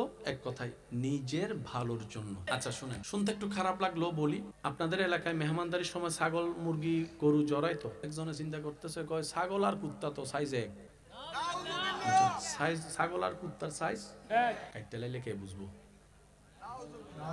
কাট খাওয়াই দে বাঁচবো তো। 15,000 টাকা ছাগল কেটা কিনবো রাস্তা থেকে একটা দইরা খাওয়াইয়া দাওয়াইয়া সবাই লোড করছে, পরের দিন হসপিটাল ভরে গেছে। বুঝবেন কথা, পরের দিন হসপিটাল। এবার পুলিশে মামলা হওয়ার পরে যখন পুলিশ এসে তদন্ত করছে তখন কয় ছাগলের জায়গার, এবার তারা যখন ধরছে তে কয় এ কিরে খাওয়াইলি কি লেগা, কয় ছাগল আর কুত্তা তো সেম সেম সাইজে টাইজে, ছাগলেরও সাইফা কুত্তারও এসব কথা কয় না, ছাগল আর কুত্তার সাইজ টাইজ সেম সেম, মনে করছে খাওয়াই দিছি। তখন সেই পুলিশ মহল বলে ডাক্তারের কাছে চল, বুঝাই তোকে ইসলাম কেন কুত্তা খাওয়া হারাম করেছে। সুবহানাল্লাহ বলা বলে, ইসলামে ছাগল খাওয়া হালাল, কুত্তা খাওয়া হারাম। প্রত্যেকটা গোশতই বিষ থাকে। কি থাকে ভাইয়া? বিষ। আমার মা বোন যখন রান্না করে আপনারা দেখবেন সেখানে গরম পানিতে দেয়, যার কারণে দুইটা কাজ হয়, একটা হচ্ছে গোশত নরম হয়, দ্বিতীয় নম্বর হচ্ছে বিষ। ল্যাবরেটরিতে নিয়ে যখন পরীক্ষা করা গেল দেখা যায় গরুর গোশত ছাগলের গোশত রান্না করার সঠিক নিয়মে রান্না করলে বিষের মাত্রা কমতে থাকে, আর যেগুলোকে ইসলাম হারাম করেছে সেগুলোর গোশত রান্না করতে গেলে বিষের মাত্রা বাড়তে থাকে। ইসলাম তাই আগে থেকেই নিষেধ করে দিয়েছেন। বলেন আমাদের ইসলাম সেই ইসলাম যেটা আমাদের খাবার প্রতিও খেয়াল রাখে। ইসলাম আমাদের খাবার প্রতিও খেয়াল রাখে, আমাদের ঘরের প্রতি খেয়াল রাখে। আলো অন্ধকার, যেখানে আলো আছে সেখানে অন্ধকার, যেখানে আলো আছে সেখানে অন্ধকার নাই, যেখানে অন্ধকার আছে সেখানে আলো নাই, এখানে আলো আছে অন্ধকার, ওই ওদিকে অন্ধকার আছে আলো, তাহলে যেখানে আলো আছে সেখানে অন্ধকার নাই, সেখানে যেখানে অন্ধকার আছে সেখানে আলো নাই। এই কথায় যারা একমত আছেন একটু ডান হাত তুলে দেখেন। সবাই একমত ইনশাআল্লাহ? এবার আসেন, ইসলাম মানে কি বলি সবাই। ইসলাম মানে শান্তি, ইসলাম মানে শান্তি, ইসলাম মানে ইসলাম মানে মনে রাখবেন, যেখানে অশান্তি আছে সেখানে ইসলাম নাই, আর যেখানে ইসলাম আছে অশান্তি নেই। অনেক সময় আমরা এই জায়গায় একটু ভুল মিসকনসেপ্টের মধ্যে চলে যাই, অশান্তিকে ইসলাম মনে করি। অশান্তিটা হচ্ছে আমার বুঝার ভুল, আপনার বুঝার ভুল, আমার মনের জামিলা আপনার মনের জামিলা, এটা ইসলামের জামিলা নয়। কথা বলেন ঠিক কিনা? জামিলাটা আমাদের। কথা বলেন ঠিক কিনা? যেখানে ইসলাম আছে সেখানে কি নেই? অশান্তি নেই। বলেন সেখানে কি নেই? অশান্তি নাই। যেখানে অশান্তি আছে সেখানে ইসলাম নাই। সেজন্যই তো পৃথিবীর বুকে প্রত্যেকটা দিন ইসলামের প্রেমে পড়ে মানুষ ইসলামের দিকে আসতেই আছে। সুবহানাল্লাহ। পৃথিবীর বুকে সবচাইতে পুরাতন ধর্মের নাম ইসলাম, পৃথিবীর মধ্যে সবচাইতে প্রাচীন ধর্মের নাম ইসলাম। সুবহানাল্লাহ। যদি এক কথায় বলি, পৃথিবীর সর্বপ্রথম ধর্মের নাম ইসলাম। পৃথিবীর প্রথম ধর্মের নাম কি? ইসলাম। এটা শুধু মুসলমান হিসেবে দাবি করলে হয়ে যায় না। মনে রাখবেন, প্রত্যেকটার ঘটনার পিছনেও ঘটনা থাকে। কি বলেন আপনারা? থাকে না? প্রত্যেকটা ঘটনার পিছনে কোনো না কোনো ঘটনা থাকে। কোনো কিছু এমনি ঘটে না, ঘটনা ঘটার পরে অনেক কিছুই রটে, অনেক কিছুই ঘটে। পৃথিবীর প্রথম ধর্মের নাম ইসলাম। পৃথিবীর সবচাইতে পুরাতন ধর্মের নাম ইসলাম। পৃথিবীর সবচাইতে প্রাচীন ধর্মের নাম ইসলাম। পৃথিবীর সবচাইতে বেস্ট ধর্মের নাম ইসলাম। এটা হচ্ছে দাবি। তো দাবির পিছনে প্রমাণ থাকতে হবে না? এটা আমার জায়গা, দাবি করলে তো হবে না। দলিলটা অথেন্টিক কিভাবে বুঝবো? আরএস, বিএস, পিএস সবকিছু টান দিলেই তো, কারণ নকল দলিল ভাই একটু বলেন না কথা, নকল দলিল আছে। আমি প্রশ্ন করব, আপনারা যা বুঝবেন সেটাই উত্তর দিবেন, যেটাই আপনারা উত্তর দিবেন আমি সেটা নিয়ে এগিয়ে যাব। ধর্ম কি গরু ছাগল পশু পাখির জন্য না মানুষের জন্য? আপনার জানা মতে এই মাটির উপরে সে রবকে খুশি করার হাজার মাধ্যমের একটা মাধ্যমের নাম নামাজ। যত ব্যস্ত থাকেন ফাঁকে ফাঁকে সাপ্তাহিক নামাজি আছেন এখানে? 5 ওয়াক্ত পড়ে না, শুধু সপ্তাহে কয় রাকাত? আমি অনুরোধ করব আস্তে আস্তে ডেইলি অন্তত আসরের ওয়াক্ত দিয়ে শুরু করেন। কয় ওয়াক্ত? 5 ওয়াক্ত না পারলে অন্তত আসরের ওয়াক্ত এক সপ্তাহ পড়েন। দেখবেন এই এক ওয়াক্ত নামাজ আপনাকে 2 ওয়াক্ত নিয়ে যাবে। কারণ এক লাফে চাইলেও গাছে উঠা যায়, তো 5 ওয়াক্ত নামাজের সাথে বন্ধুত্ব রাখার দরকার আছে না নাই? এই ইজ্জত বাড়াই দিবেন কে? শেষ আবদার, মা বাবার সাথে থাকলে, বড়দের সাথে থাকলে, এক ছাদের নিচে থাকলে 10-12টা ডেক্সি এক জায়গায় থাকলে একটু টুকুর টুকুর হয়। পকেটের চাবি থাকলে তো ঝুন ঝুন ঝুন করে, এগুলো হয়। চিল্লা ফাল্লা করে আলাদা করেন না, ভাই ভাইয়ের ভিতরে দেওয়াল তুলে দিয়েন না, তুই আলাদা আমি আলাদা, এই কথা বললেন না। কারণ যেভাবে আমরা সবাই আলাদা হয়ে যাচ্ছি, এক সময় নিজের ছেলের বিয়ের বাড়িতে মানুষ না থাকলে সুন্দর লাগে না, তো ছেলে মেয়ের বিয়ের বাড়িতে মানুষ দেখানোর জন্য ভাড়া করে মানুষ আনা লাগবে। আপনারা বলেন ঠিক কিনা? যেভাবে সংসার পরিবার ভাঙতেছে, মানুষই খুঁজে পাওয়া যাবে না। এবার বিয়ে বাড়িতে আচ্ছা মাহফিল সাজাইছেন, যদি প্যান্ডেলের মধ্যে শ্রোতা না থাকে দেখতে লাগবে কেমন? বলেন না, বিয়ে বাড়ি সব আছে, লাইট টাইট সব আছে, কিন্তু মেহমান লাগবে যে মরা বাড়ি। তো সুতরাং আপনার ছেলে মেয়ের বিয়েতে যদি আত্মীয় স্বজন না আসে, সমাজে মুখ দেখাবেন কেমনে? অন্তত এটার জন্য হলো সবার সাথে একটু সম্পর্ক রাখার চেষ্টা করেন। হ্যাঁ, তবে থ্যাংক ইউ পাওয়ার আশায় নয়, মানুষের জন্য করবেন এতটুকু, আল্লাহ আমার এর প্রতিদান দিবে। কথা বলেন ঠিক কিনা? তো বড়দের সাথে সম্মান, ছোটদের সাথে স্নেহ, আর মা বাবার সাথে যদি কখনো 2 কথা হয়েও যায়, আমার যুবক ভাইদেরকে আবদার করে বলছি, চোখটা একটু কষ্ট করে মা বাবার পায়ের দিকে রাখবেন। মা বাবার সাথে যদি 2 কথা হয়, চোখটা একটু মার পায়ের দিকে, বাবার পায়ের দিকে তাকায় থাকবেন। যদি উল্টা ফুলটা শব্দ তাদের মনের কষ্টের কারণ হয়ে যায়, আমাদের দুনিয়াও শেষ, আখিরাতও শেষ। মাটির উপরে যারা থাকে তারা সিজদা না দেওয়ার হাজার কারণ খুঁজতে থাকে, আর যারা মাটির নিচে আছে, কল্পনার চোখটা বন্ধ করে দেখেন, প্রত্যেকটা ব্যক্তি মাটির নিচে যারা আছে তারা রবের দরবারে একটা ফরিয়াদ করতে আছে, একটা অনুরোধ করতে আছে, একটা দরখাস্ত করতে আছে, মওলা গো একবার দয়া করো, একবার শুধু দুনিয়াতে পাঠাও, একবার শুধু দুনিয়াতে পাঠাও, একবার শুধু আরেকবার দুনিয়াতে পাঠাও, মওলা গো সমস্ত কাজ ফেলে দিব, নামাজের সিজদা দেওয়া বাদ দিব না, নামাজের সিজদা দেওয়া বাদ দিব না, নামাজের সিজদা দেওয়া বাদ দিব না। মাটির উপরে যারা, তারা সিজদা না দেওয়ার কারণ খুঁজে, মাটির নিচে যারা আছে তারা সিজদা দেওয়ার জন্য অনুরোধ করতে থাকে, আকুতি করতে থাকে, ফরিয়াদ করতে থাকে। সেজন্য বলা হয় বুদ্ধিমান তারা যারা কবরের জগতের প্রস্তুতিকে সামনে রেখে দুনিয়ার কদম হাঁটতে থাকে, তাদের জন্য দুনিয়াটাও নিয়ামত হয়, আখিরাতটাও সুন্দর হয়। কিভাবে? ফিদ দুনিয়া হাসানাতাও ওয়া ফিল আখিরাতে হাসানা। চিৎকার দিয়ে বলেন সুবহানাল্লাহ। হে আমার বান্দা, যে শান্তি তুমি তালাশ করছো সেটা পৃথিবীর কোথাও খুঁজে পাবে না। অনেক সময় তোমরা আনন্দ বেশি পাওয়ার জন্য কক্সবাজারও যেতে পারবা, কিন্তু 3-4 দিন থাকার পর কক্সবাজার আর তোমার ভালো লাগবে না। হয়তো তুমি সিডনি বা আমেরিকা যেতে পারো, 1 সপ্তাহ 2 সপ্তাহ পরও সেটাও তোমার আর ভালো লাগবে না। কিন্তু বান্দা, যে শান্তি তুমি খোঁজো সেটা পৃথিবীর কোনো স্টোরে নাই, এটা আমি রবের দরবারে আছে, আমি রবের দরবারে আছে, আমি রবের দরবারে আছে। অশান্ত মনের শান্তি আমি রব দিতে পারি, দুঃখী মনের মধ্যে হাসি আমি রব ফুটাতে পারি। তো আল্লাহ কি করব? রব বলে যে একটাই কাজ করো, হুয়াল্লাযী আনজালাস সাকিনাতা ফি কুলুবিল মুমিনিন। আমি শান্তিদাতা, যার তার হৃদয়ে শান্তি দিই না। তো আল্লাহ কি করতে হবে? রব বলে যে যে মুমিন হবে আমি আল্লাহ তাকে এমন ভাবে শান্তি দিব, ইব্রাহিম নবী যেমন আগুনের মধ্যে পড়েও শান্তিতে ছিল, তুমিও সেই শান্তিটা পাবা।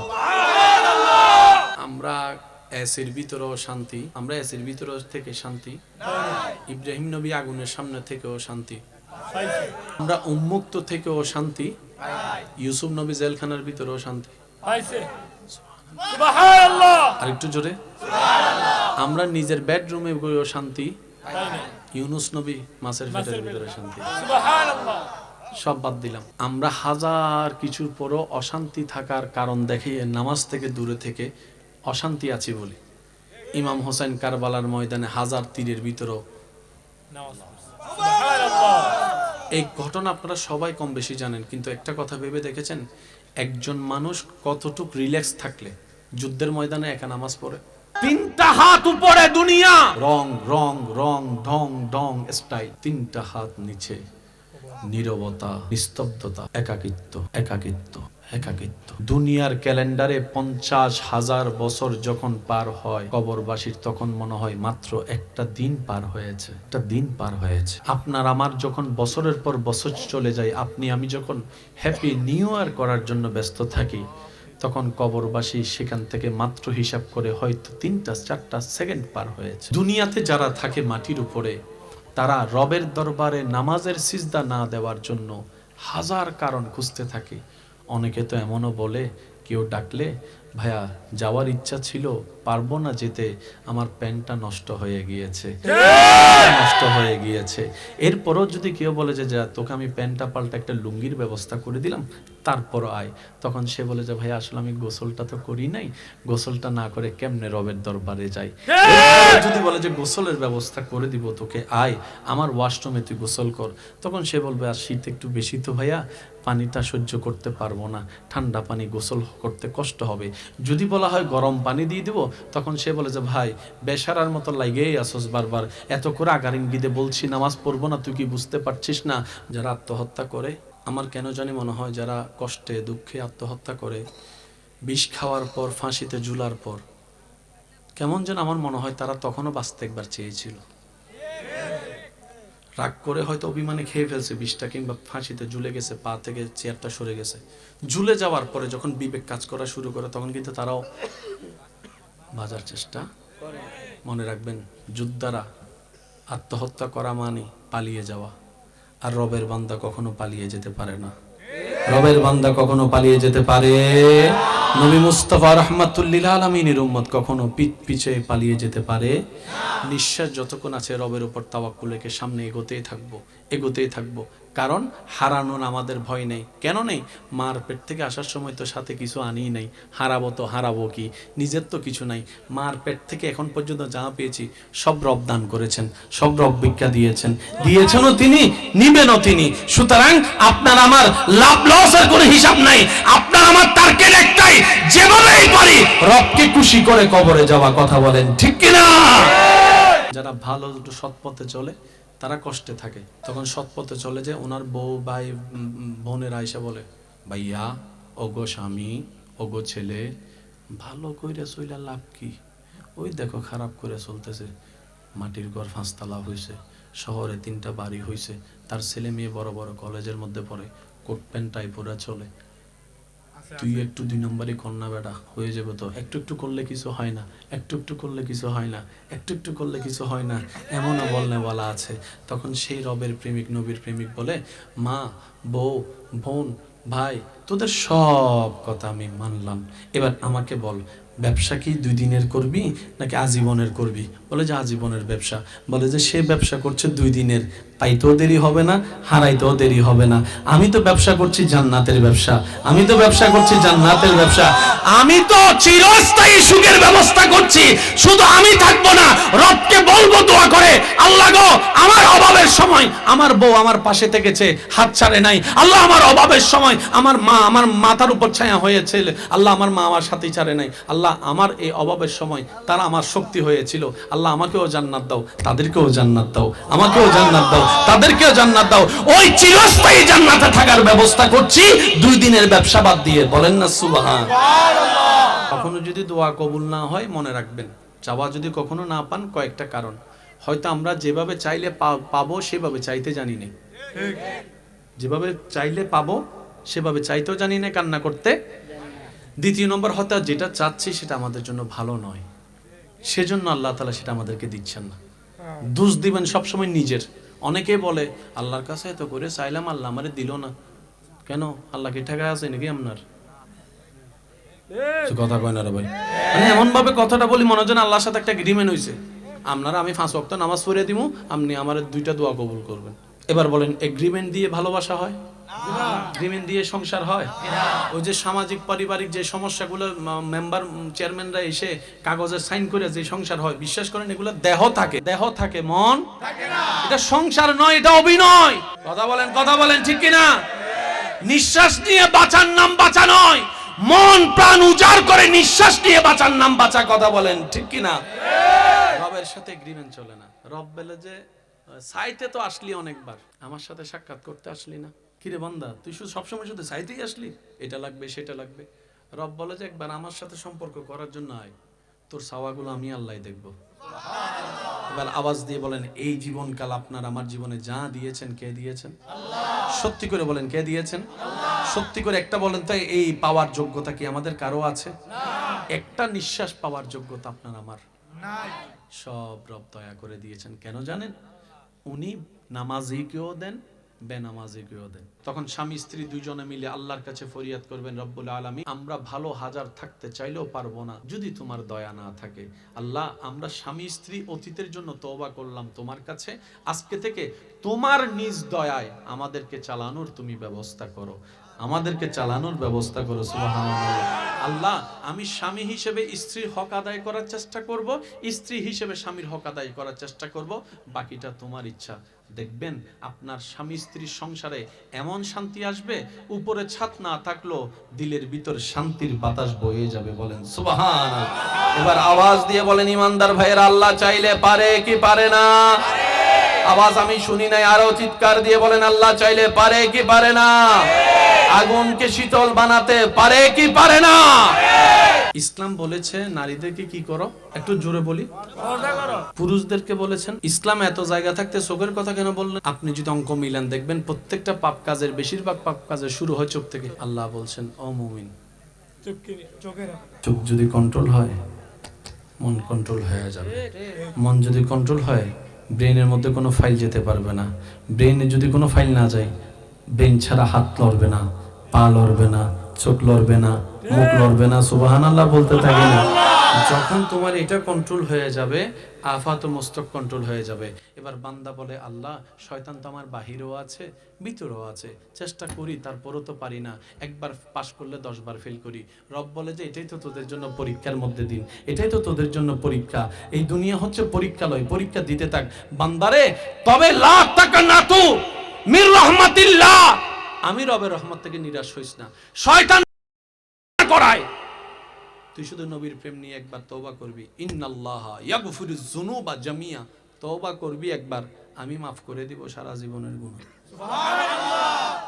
আল্লাহর ওয়াদা আছে না নাই? একটু জোরে বলেন, আল্লাহর ওয়াদা আছে না নাই? বাবার কাঁধে সন্তানের লাশ, এর চাইতে বড় ভয়ানক আর কিছু হতে পারে না, কিচ্ছু হতে পারে না, কিচ্ছু হতে পারে না। আপনি সেটাও দেখলেন, তৃষ্ণার কষ্টটাও সহ্য করলেন, ক্ষুধার যন্ত্রণাও আপন করে নিলেন। এত কিছুর পরও নামাজে দাঁড়ালেন, এত প্রেমে হারাই গেলেন, ব্যাপার কি? টেনশন লাগে না, ভয় লাগে না? ইমাম হোসেন বলে, টেনশনের যে জায়গা, ভয় পাওয়ার যে জায়গা, এটা তো আমি অনেক আগেই আমার রবের নামে রেজিস্ট্রি করে দিয়েছি, আমার রবের নামে রেজিস্ট্রি করে দিয়েছি। কারণ তোমরা যে জায়গা থেকে টেনশন করো, সেই জায়গায় আমার রব টেনশন ঢুকতে দেয় নাই। যে জায়গায় তোমরা ভয় পাও, ওই জায়গায় আমার রব আমার ভয় ঢুকতে দেয় নাই। আমি হুসাইনের সমস্ত পরিবার, আওলাদ পর্যন্ত সম্পত্তি আমি হুসাইনের আফাদ মস্তক আমার রবের নামে আমি রেজিস্ট্রি করে দিয়েছি, আমার রবের নামে আমি কোরবানি করে দিয়েছি। আমার রব আমাকে যেভাবে রেখে খুশি, আমি হুসাইন আজকে থেকে সেভাবে থেকে খুশি। এবার আসেন, ধর্ম দিয়েছেন কে? আল্লাহ। কাদের জন্য? এবার আমাদের জীবন কয়টা দেখেন, আমি বলছি আপনারা দেখেন, এখন আছি কোথায়? দুনিয়াতে। আপনি আমি আসার আগে ছিলাম আম্মার, মাশাআল্লাহ, একটু আম্মার পেটে আসার আগে আপনি আমি ছিলাম বাবার পিঠে, বাবার পিঠে আসার আগে আপনি আমরা ছিলাম রু জগতে। এবার আমি বলছি, আপনারা শুধু মিলাবেন, রু জগৎ থেকে বাবার পিঠ, বাবার পিঠ থেকে মার পেট। কয়টা স্টেশন? তিনটা স্টেশন আপনি আমি ফেলে এসেছি, এখন আছি দুনিয়ায়। যতদিন আল্লাহ চায় থাকবো, আল্লাহ যেদিন বলবে বের হয়ে যা দুনিয়া থেকে, আপনি আমি চলে যাব। যতদিন আল্লাহ চায় আপনি আমি কবরে থাকবো, এরপর আল্লাহ যখন বলবে আয়, আমরা চলে যাব হাসর। বলেন না, যতদিন আল্লাহ চায় ততদিন হাসরে থাকবো, আল্লাহর দয়া নিয়ে আমরা চলে যাব জান্নাতে। মোটা স্টেশন কয়টা ভাইয়া? আমি শুনি নাই। মোটা স্টেশন কয়টা? আসমান কয়টা? জমিন কয়টা? এবার অঙ্কটা একটু মিলাবেন। রু জগৎ, বাবার পিঠ, মায়ের পেট, এদিকে আছে কবর, এদিকে আছে হাসর, এদিকে আছে জান্নাত, মাঝখানে আছেন আপনি। তিনটা ফেলে এসেছেন, বাকি তিনটা স্টেশন সামনে আছে। এই স্টেশনের পরের স্টেশনের নামই হচ্ছে আলমে বারজাক, কবর। তার মানে এই স্টেশন থেকে এই স্টেশনে কোনো দূরত্ব বেশি নাই। দুনিয়ার আলেমে বর্জক আখেরাত কতটুকু। যে কোনো কবরের সামনে গিয়ে আপনি দাঁড়াবেন, কবরবাসীর দেহ আর আপনার পাটা খেয়াল করবেন, দেখবেন 3 হাত উপরে দুনিয়া, 3 হাত নিচে আখেরাত। ইসলাম বলে বড়দেরকে এই, ছোটদেরকে যায় বলে এই সন্তানকে গিয়ে বলে মা বাবার চোখের পানি যদি পড়ে তোর দুনিয়া শেষ আখিরাত শেষ। আবার মা বাবার কানে যাইয়া কয় এ মা বাবা হইয়া মাথা উঠতো না, আল্লাহ এদের কিভাবে চালাইছো এই সম্পর্কে তোমাদেরকে আবার জিজ্ঞেস করবে। 10 সন্তানকে 10 চোখে তাকাইলে সেটাও নিয়ে জিজ্ঞেস করবে। সে যে ছেলে টাকা কামাবে তাকে একটু বেশি আদর করবা, যে একটু কম কামাবে তারও আদর কম, তার বউ ভোলারও আদর কম। চলবে না, চলবে না, চলবে না। আওয়াজ দিয়ে বলেন ঠিক কিনা? ইসলাম এমন ভাবে সাজিয়েছেন সবকিছুকে। শুধু আমি আপনাদেরকে একটা एग्जांपल দিচ্ছি। দুই ভাইয়ের মধ্যে ঝগড়া হইছে, মিলের দরকার আছে, পুরো সমাজ মিলে চাইছে মিলাইতে, কারণ সবাই নিজের স্বার্থের আঘাত আসলে মিলতে চায় না, স্বার্থে লাভ দেখলে মিলে। এবার কয় ভাইয়ের মধ্যে ঝগড়া ভাইয়া? দুই ভাই, যেটার কারণে পুরো এলাকা অশান্তি হয়ে গেছে, পরিবার আলাদা হয়ে গেছে। তো বড় ভাই এবং ছোট ভাই জনের মধ্যে ঝগড়া হয়েছে। এবার ইসলাম দোনোজনকে গিয়ে বলে যে আগে মাফ চাইবে আল্লাহ তাকে মাফ করে দিবে। সুবহানাল্লাহ। বড় ভাই কথাটা শুনছে, ছোট ভাই কথাটা শুনে নাই। এবার বড় ভাই যাইয়া ছোট ভাই কয় আমারে মাফ করে দে, আমারে মাফ করে দে। সুবহানাল্লাহ। বউ জিজ্ঞেস করে কি রে তুমি বড় হয়ে মাফ চাচ্ছ কেন? কয় আমি লাভে মাফ চাইতেছি, নিজের লাভে। কয় কেমন লাভ? কয় আমি তার কাছে একটা ভুলের কারণে মাফ চাচ্ছি, আল্লাহ আমাকে কথা দিয়েছেন 1000টা গুনাহ মাফ করে দিবে। 1000টা গুনাহ, একটার বিনিময়ে যদি 1000 গুনাহ মাফ হয়, এই ব্যবসা কে না করবে? সব বুদ্ধিমানরাই তো করবে। এবার ইসলাম ছোট ভাইয়ের কানে কানে বলতেছে তুই যদি মাফ না করস আল্লাহ তোরে মাফ করবে না, তুই যদি মাফ না করস আল্লাহ তোরে মাফ করবে না, তুই যদি মাফ না করস আল্লাহ তোকে মাফ করবে না। বড়রে বলে যে ক্ষমা চা, ছোটরে বলে যে মাফ কর। দুনো ভাইয়ে মিলে যা, ঘর শান্তি, পরিবার শান্তি, আল্লাহ দয়া করে দুজনের গুনাহ মাফ করে দিবে। বলেন সুবহানাল্লাহ। দুনিয়ার একটা নিয়ম আছে, কারো সামনে যদি একবার মাথা ঝুঁকে যায় আপনি তার সামনে আর কখনো মাথা তুলতে পারবেন না। দুনিয়ার মানুষের নিয়ম হচ্ছে কারোর সামনে যদি কোনো কারণে আপনি একবার মাথা নত করেন, জীবনও তার সামনে আর মাথা তুলতে পারবেন। কিন্তু রবের দরবার এমন মহান দরবার, যত মাথা ঝুঁকাবেন তত মাথা আপনার উপরের দিকে যাবে। সুবহানাল্লাহ। রবের দরবার এমন মহান দরবার, যত কপাল ঝুঁকাবেন, যত মাথা ঝুঁকাবেন, আল্লাহ আপনার চতুর্দিকে মাথাটা তত উঁচু করে কথা বলার সুযোগ করে দিবে, সম্মানের ব্যবস্থা করে দিবে, ইজ্জতের ব্যবস্থা করে দিবে, শান্তির ব্যবস্থা করে দিবে। চিৎকার দিয়ে বলেন সুবহানাল্লাহ। এবার আপনারাই বলেন, বুদ্ধিমানরা কি সিজদা দিবে না সিজদা দিবে না? কারা? বুদ্ধিমানরা। যাদের ইজ্জত দরকার, ঠিক, একটা আওয়াজ দেন না, বল। যাদের সম্মান দরকার তারা সিজদা দিবে, যাদের নিয়ামত দরকার তারা সিজদা দিবে, যাদের ভিতরে প্রশান্তি দরকার তারাই সিজদা দিবে। ডান হাত তুলে দেখাই বলো ঠিক কিনা? ইসলাম বলে দুপুরে খাওয়ার পরে একটু আরাম করো, রাত্রে খাওয়ার পরে হাঁটো। যেই ইসলাম দুপুরে খাওয়ার পরে বলে আরাম করো, সেই একই ইসলাম বলে রাতের খাওয়ার পরে হাঁটো। সুবহানাল্লাহ। ঘর তো একই, প্লেটও একই, তরকারিও একই, মাও একই, বউও একই, বোনও একই, রান্নাকারীও একই। ইসলাম বলে সব তো একই। দুপুরে সূর্য ছিল, রাতের বেলা তো সূর্য নেই।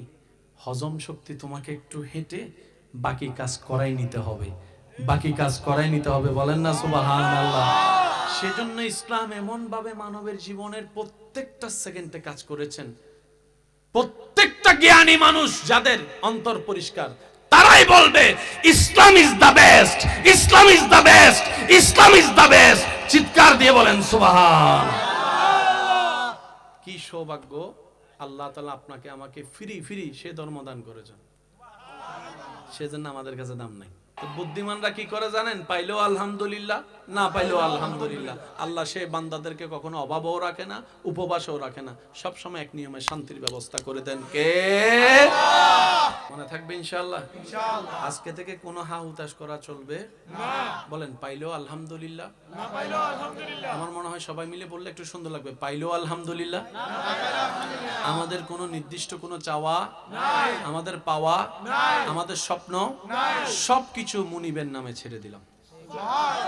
উনি খুশি হয়ে যা যতটুক দিবে সেটাই আমাদের পাওয়া, অর্জন নয়, দান।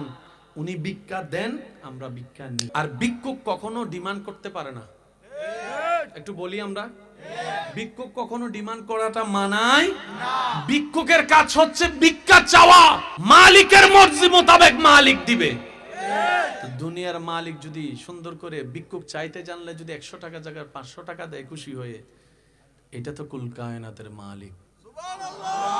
বর্তমান ডাক্তার মানুষকে সুস্থ থাকার জন্য যে পরামর্শ দিচ্ছেন সেটা হচ্ছে যে রাতে কম খাও, দুপুরে মোটামুটি, সকালেরটা একটু ভারীভাবে খানা খাও যদি সুস্থ থাকতে চাও। অবাক করা বিষয়, একই তথ্য 1450 বছর আগে আল্লাহ নবীকে দিয়ে বিশ্ববাসীকে জানিয়ে দিয়েছেন, সকালের খাবার রাজার মতো খাও, দুপুরের খাবার রাজার সন্তানের মতো খাও, আর রাতের খাবারটা গরিবের মতো খাও, অভাবের মতো খাও। সুবহানাল্লাহ বলেন, অভাবের মতো খাও। তো দেখা যায় আপনার আমার জীবনে ঠিক উল্টা চিত্রই দেখা যায়। এখানে অনেক যুবক আমার ভাইয়েরা এমন আছেন, ফজরের নাস্তাটা ঠিক মতো করেই না। আমি যুবকের আওয়াজ শুনতে চাচ্ছি। মা ঠেললো, বাবা ঠেললো, নাস্তা করে না এমন অনেক ভাই বোন আছে না নাই? কিন্তু রাতের বেলা এমন ভাবে খায়, খাইয়া শেষ পর্যন্ত আর লড়তে পারে না। তাহলে সুস্থ থাকার যেই ফর্মুলা WHO সংস্থা ডাক্তাররা দিচ্ছে, একই তত্ত্ব 1450 বছর আগে ইসলাম জানান দিয়ে প্রমাণ করে দিয়েছে। ও বিশ্ববাসী জেনে রাখো, ইসলাম শুধু পরকালকে সুন্দর করার ধর্ম নয়, ইসলাম এমন একটা ধর্ম, কোড অফ লাইফ, মানব জাতির 24টা ঘন্টার প্রত্যেকটা বিষয়ের পরামর্শ ইসলাম এমন ভাবে দিয়েছে, কেউ আপন করার মতো করতে জানলে আখিরাত তো আলোকিত হবেই হবে, দুনিয়াও তার সুন্দর হয়ে যাবে। চিৎকার দিয়ে বলেন সুবহানাল্লাহ। নিজের লাভের জন্য হলেও ইসলাম মেনে চলার তৌফিক দান করুন, আমিন। আমি কি বলেছি, এমন কোন বিষয় নাই যেটা ইসলামের ভিতরে নাই। গবেষণা করি নাই, দোষ আমাদের। খুঁজতে চাই নাই, দোষ আমাদের। জানতে চাই নাই, দোষ আমাদের। সারা দিন পরিশ্রম করে ক্লান্ত হয়ে রাতে কি করতে হয়? কি করতে হয়? ঘুমানোর 4টা স্টাইল, ডান, বাম, সোজা, আরেকটা হচ্ছে ব্যাঙের মতো। বুঝছেন তো? যে কোনো স্বাস্থ্য বিশেষজ্ঞ ডাক্তারকে জিজ্ঞেস করেন, ডাক্তার মহোদয় আপনাদের সাথে আমাদের দেহের সম্পর্ক, আমি সারাটা দিন পরিশ্রম করেছি, আমাকে একটু পরামর্শ দেন, আমি কোন স্টাইলে ঘুমাইলে আমার ঘুমটাও হবে, শরীরটাও ভালো থাকবে। ডাক্তার বলে, প্রথমত তুমি সবচেয়ে বেস্ট হয় ডান কাত হয়ে ঘুমাও। তো ডান কাত হয়ে তো এতক্ষণ শোয়া যায় না, বাম কাতও তুমি হতে পারো, তারপর সোজাও হতে পারো। খবরদার ব্যাঙের মতো ঘুমাইও না, ব্যাঙের মতো ঘুমাইও না। ডাক্তার মহোদয় কেন? বলে যে মানুষ বেঁচে থাকে যে হার্টের কারণে।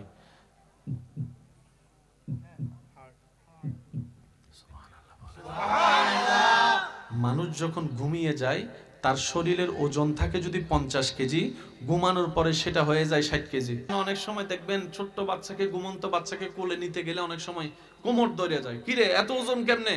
বলে যে মানুষ 2টা স্থানে শরীর ছেড়ে দেয়, একটা হচ্ছে ঘুমালে, আর একটা হচ্ছে মারা গেলে। এখানে আমার ভাই অনেকে আমার সাথে একমত হবেন, মৃত মানুষের খাটাল গান অনেক কষ্ট হয়ে যায়। তখন মানুষ মনে করে, কি রে দেখতে তো এত ওজন মনে হয় না, এখন তো দেখি পুরা কানটা পর্যন্ত ফালাই দিচ্ছে, এত ওজন কোত্থেকে হলো? মানুষ মারা গেলে এবং ঘুমালে শরীরের ওজনটা ছেড়ে দেয়, এটা আরো বেড়ে যায়। তখন ডাক্তার বলে তুমি এমন ভাবে ঘুমাইও না যেভাবে ঘুমাইলে তোমার হাড়টা চাপার মধ্যে পড়ে যাবে, বিটটা ভালোভাবে দিতে পারবে না, পাম্পটা ভালোভাবে করতে পারবে না। এমন যদি হয় যে কোনো মুহূর্তে তুমি স্ট্রোক করার সম্ভাবনা আছে, স্ট্রোক করার সম্ভাবনা আছে। ঠিক কিনা বেঠিক একটু বলেন না? তুমি স্ট্রোক করার সম্ভাবনা আছে। ডাক্তার বলে সুস্থ ঘুমের জন্য ডান বাম সোজা 3টা স্টাইলকে আপন করে নাও।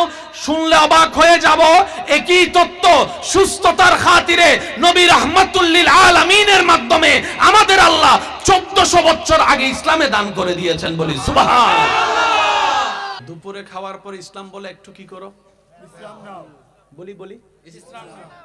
কাইলুলা। ইসলাম যেটাকে কাইলুলা বলে, আজকে মডার্ন সায়েন্স সেটাকে পাওয়ার ন্যাপ বলে। পাওয়ার ন্যাপ মানে কি? এতটুকু বলি, আপনার ঘুমানোর দরকার 3 ঘন্টা, সময় নেই কাজ। এই পাওয়ার ন্যাপটা আপনি 10টা মিনিট ঘুমাবেন, এনার্জি কাজ করবে 3 ঘন্টার। অনেকে অফিসে আদালতে যারা আছে তারা একটু বলি ঘুমায় কিভাবে? বালিশের মধ্যে, বালিশে আত্মা দিয়ে ঘুমায়, কুল মাথা রেখে না। আর পাওয়ার ন্যাপটা হচ্ছে যে যেখানে বসে 10-15 মিনিট চোখটা যখন খুলে 3 ঘন্টার। That's call power nap. এটাকেই ইসলামে বলে কাইলুলা। কিছু ঘুম আছে না, কে কথা বলে সব শুনেন। কিছু ঘুম আছে না, আপনি সব ঘুমাইতেছেন, আবার কে কি বলে সেটাও শুনেন, কে যাইতেছে সেটাও বুঝেন, ফায়ার আওয়াজও শুনতেছেন, সব আপনার পাশে, আপনার জন্য মনে করতে পাশে জন এটা তো ঘুমাইতেছে, আপনি তো সব শুনতেছেন। আছে না? এই ঘুমটা থেকে চোখ খুলে দেখবেন একটু ফ্রেশ ফ্রেশ লাগে।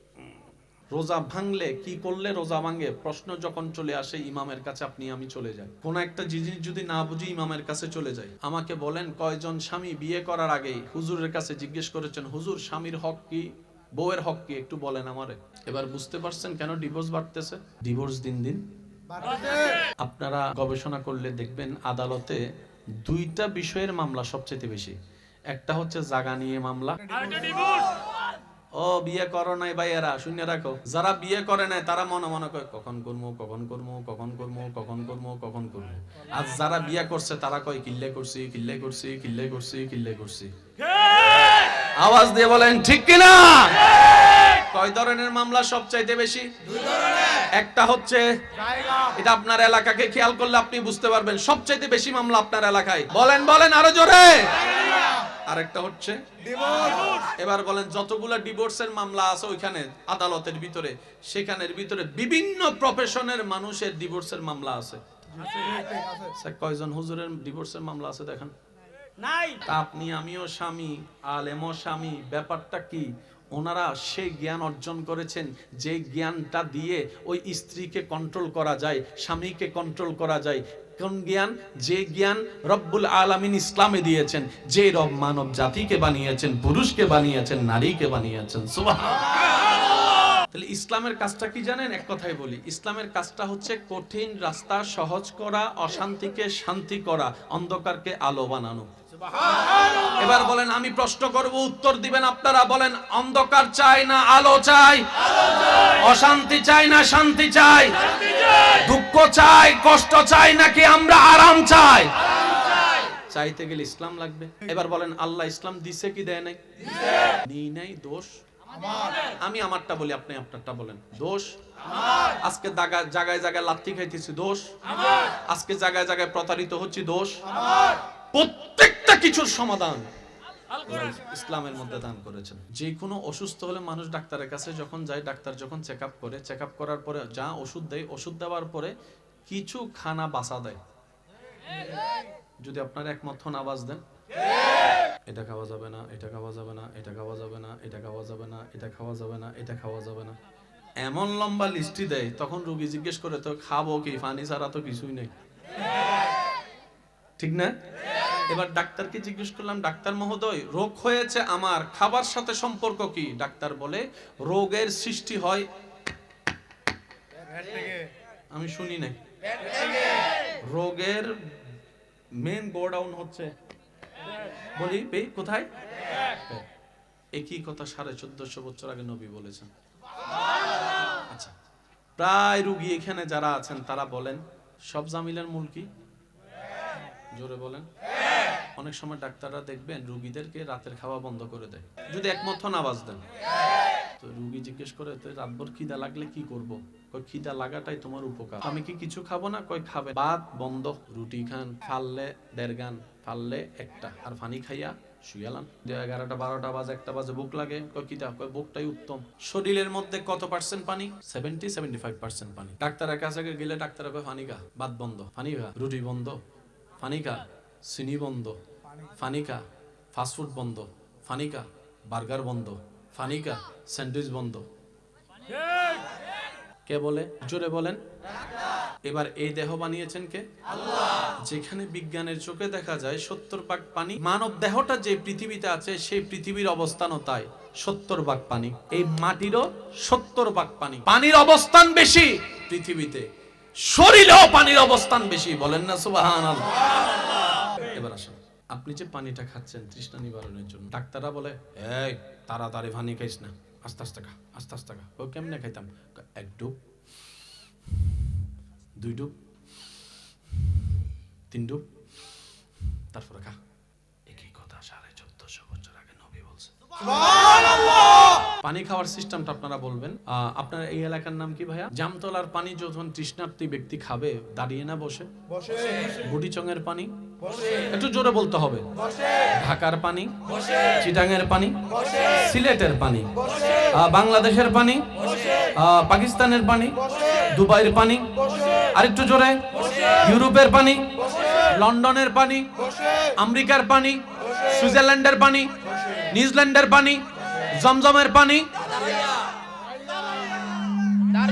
পৃথিবীর সমস্ত পানি পানকারী পানি খায় বসে।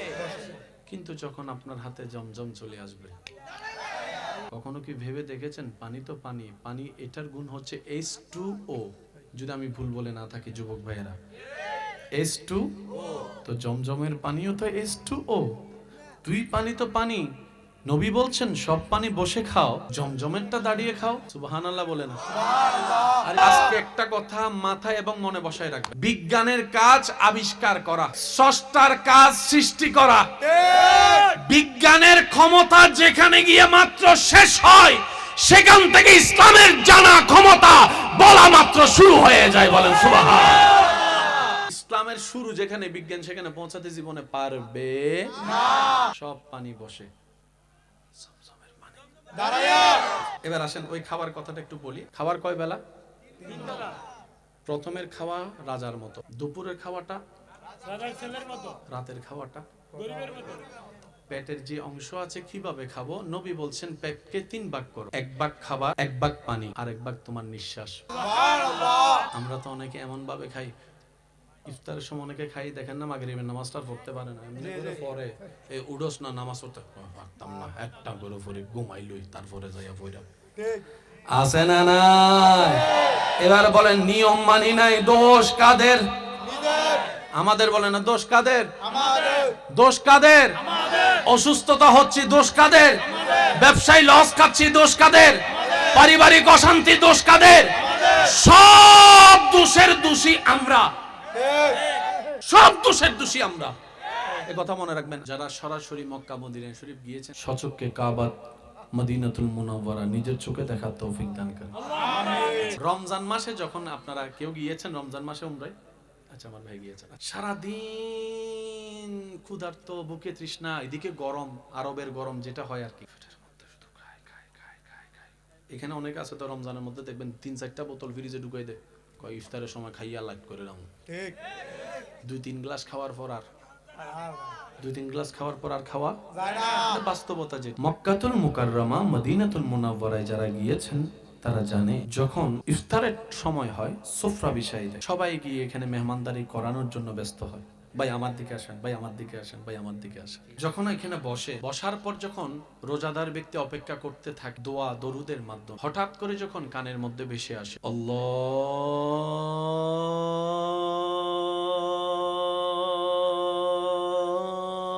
আল্লাহু আকবার, আল্লাহু আকবার,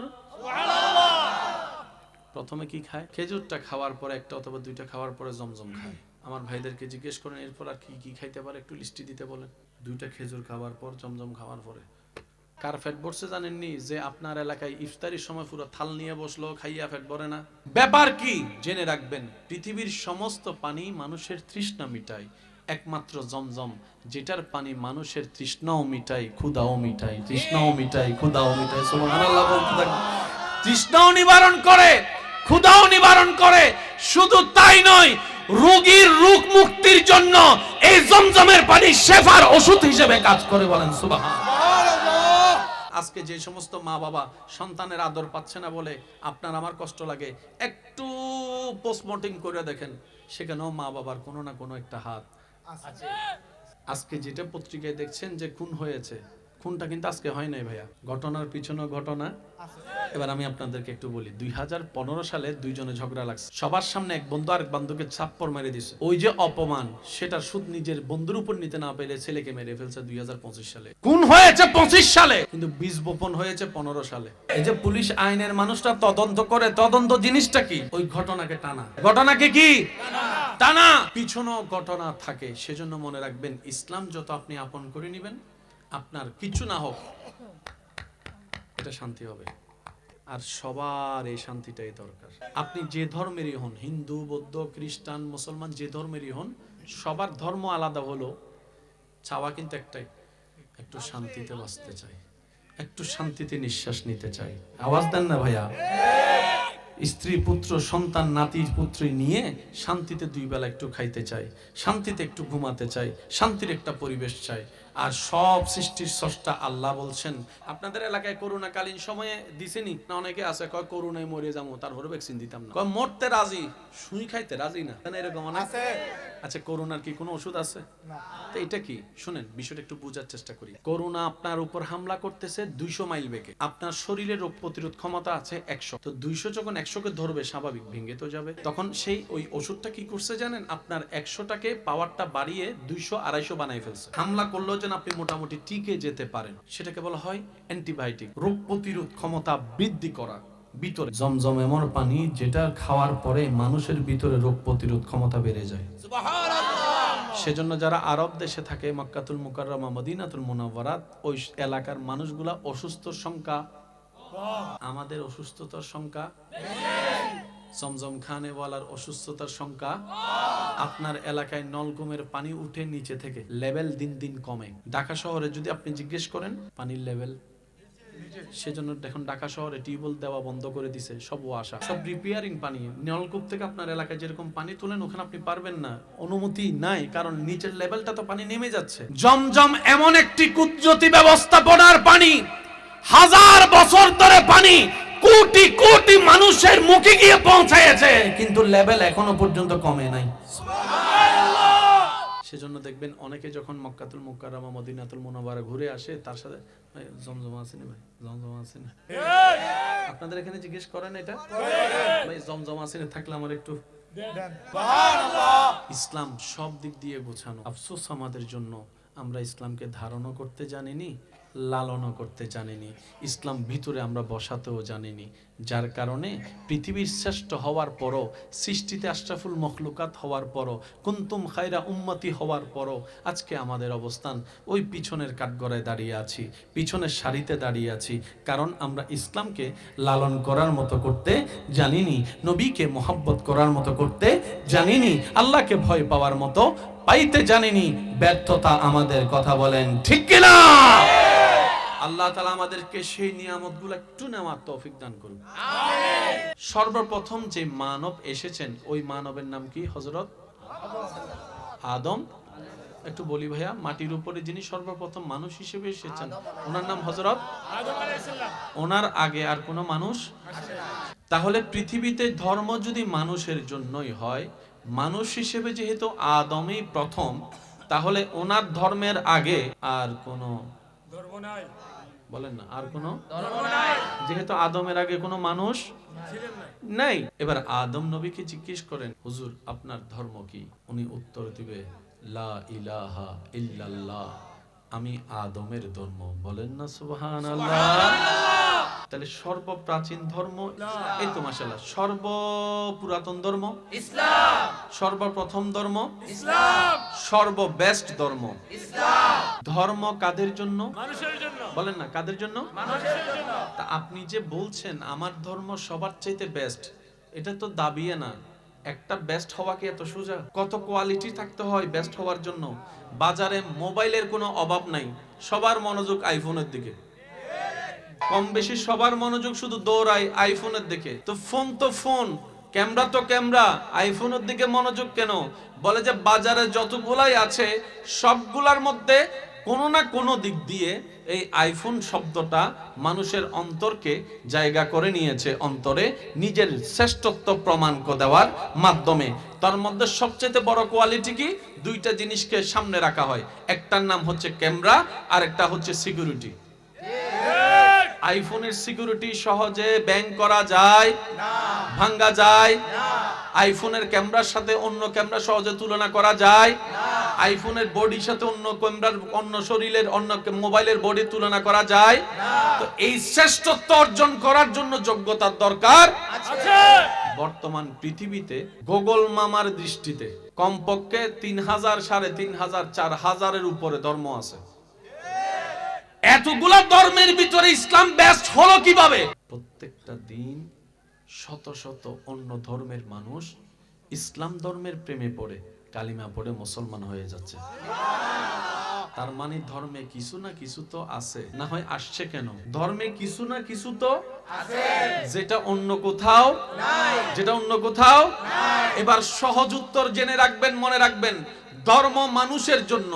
ওই মানুষকে যেই স্রষ্টা সৃষ্টি করেছেন, ওই স্রষ্টার পছন্দনীয়, সাজানো, গোছানো, ইন্নাদ্দীনা ইনদাল্লাহিল ইসলাম, ওই ইসলাম ধর্মটা রবের সাজাই দেওয়া ধর্ম। বলেন সুবহানাল্লাহ। এবার বলেন, ধর্ম কাদের জন্য? মানুষকে বানালেন কে? আল্লাহ। ওই আল্লাহ যে ধর্ম সাজাই দিছে সেই ধর্মের নাম ইসলাম। তার মানে ইসলামের ভিতরে মানবের সাথে সম্পর্ক আছে। যে মালিকে জিনিস বানায় উনি জানে ফোনটাকে কেমনে ঠিক করতে হয়, স্ক্রু কোনটা টাইট দিলে কোন জায়গায় কি হয়, সেটা যে কোম্পানি বানায় সেই কোম্পানি জানে। আমাদেরকে যিনি বানিয়েছেন তিনি জানে নাট বল্টু কোন জায়গায় টাট দিলে পাকা রক সোজা হবে। তিনি ভালো করে জানেন মা বাবার সাথে সন্তান কিভাবে আচরণ করতে হবে, উনি ভালো করে জানে। পৃথিবীর ধর্মে আপনি একটা কথা মনে রাখবেন, মানব জাতির জন্য ধর্ম, মানব জাতির 24টা ঘন্টা প্রত্যেকটা প্রশ্নের উত্তর যেই ধর্মে পাওয়া যায় সেই ধর্মের নাম ইসলাম। এবার বলেন, মানব জাতির সাথে বাথরুমের একটা সম্পর্ক আছে না? কথা বলেন না ভাইয়া। ওয়াশরুমের একটা সম্পর্ক আছে না? ইসলাম সেই ধর্ম, আমি প্রশ্ন করলে আপনারা উত্তর দিবেন, বাথরুমে ঢুকতে হয় কোন পা দিয়ে? জোরে জোরে, আরেকটু জোরে। বের হতে হয়? তাহলে যে ধর্মে বাথরুমে ঢুকার নিয়ম পর্যন্ত শিখাই দেয়, যে ধর্মে আপনি বাথরুমে কিভাবে ঢুকবেন সেটাও বলে দেয়, বাথরুম থেকে কিভাবে বের হবেন সেটাও বলে দেয়, বাথরুমে কিভাবে বসবেন সেটাও বলে দেয়, কয় আঙ্গুল দিয়ে শৌচ কাজ করবেন সেটাও বলে দেয়, কিভাবে আপনার বাথরুম করা হবে এই তত্ত্ব পর্যন্ত বাদ দেওয়া হয় নাই। এই ধর্মের নাম ইসলাম। মানুষ কোন দোকানে বেশি যায়? যেই দোকানের মধ্যে জিনিস পাওয়া যায়। আপনার বাজার 11টা, এক দোকানে যদি 11টা মাল পাওয়া যায়, আপনি জীবন অন্য দোকানে যাবেন? যদি আপনার 2টা মাল এই দোকানে, 2টা মাল ওই দোকানে, 2টা মাল ওই দোকানে, আপনি নিজে বিরক্ত হয়ে যাবেন। সবাই চাই এক স্লিপে এক দোকানে কাজ, এটার নাম ইসলাম। আগে মানুষ বেশি বাঁচত, এখন 1990 এর আগে যাদের জন্ম তাদের হায়াতের লেভেলে, এটা গডের হিসাব, কারণ হায়াত মত এমনি তো আল্লাহর ইচ্ছা, এটা গডের হিসাব। যেমন আমার দাদারা যে বয়সটা পেয়েছেন, যে বয়সে উনি এখানে এসেছেন, ওনাদের বয়স পাওয়ার কোনো সম্ভাবনা আমাদের নাই। আর যদি পেয়েও যায়, বিশ্বাস করেন ঘর থেকে জীবনও বাড়িতাম না। ওনাদের বয়সে জীবনও ঘর থেকে বের হওয়ার সাহস করতাম না, কিন্তু ওনারা মাহফিলে বসে আছেন। যদি আমার ভুল না হয় ওনাদের জন্মসালটা 80 আগে।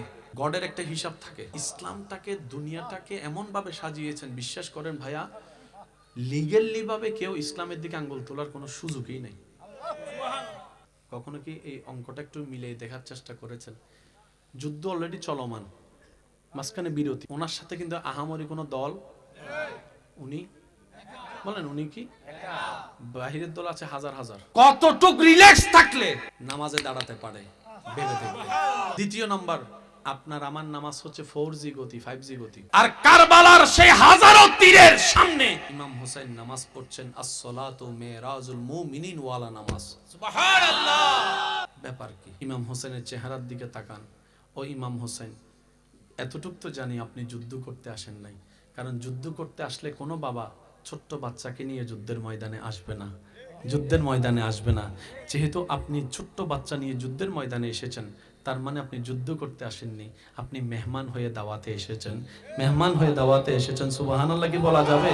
আপনি মেহমান হয়ে দাওয়াতে এসেছেন, তাই তো ছোট্ট বাচ্চাও এনেছেন, ভাতিজাও এনেছেন, আপনার মেয়েকে এনেছেন, ছোট্ট মেয়েকেও আপনি এনেছেন। ও ইমাম হোসেন, ডানে আপনার দেখা যায় ফুরাত নদীর পানি বন্ধ দীর্ঘ অনেক দিন যাবৎ, খাবারও নাই তাঁবুতে, সেটাও দেখতে পেলাম। আপনার চোখের সামনে, বাবার চোখের সামনে সন্তানের সেই কর্তৃত্ব কণ্ঠটা সে দেখতে পেয়ে এটা সহ্য করা সম্ভবপর নয়। সবাই বলে, অনেকেই বলে, শুনেছি বারবার, শুনেছেন আপনারাও বারবার, ইমাম হোসেন পানি পাই নাই। ইমাম হোসেন পানি পাই নাই না ভাইয়া, ইমাম হোসেন পানি চাই নাই। বুঝবেন অঙ্কটা, একটু বুঝবেন।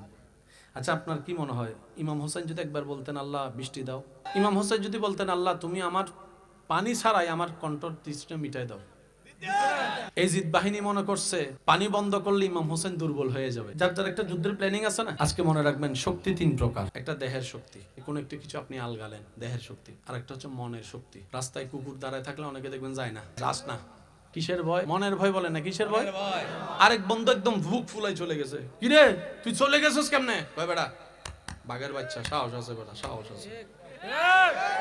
একটা দেহের শক্তি, আরেকটা মনে রাখবেন ভাইয়া, আল্লাহ তাআলা এমন একটা শক্তি মুসলিম জাতিকে দিয়েছেন, সেই শক্তি তার কাউকে দেননি, সেটা হচ্ছে ঈমানী শক্তি।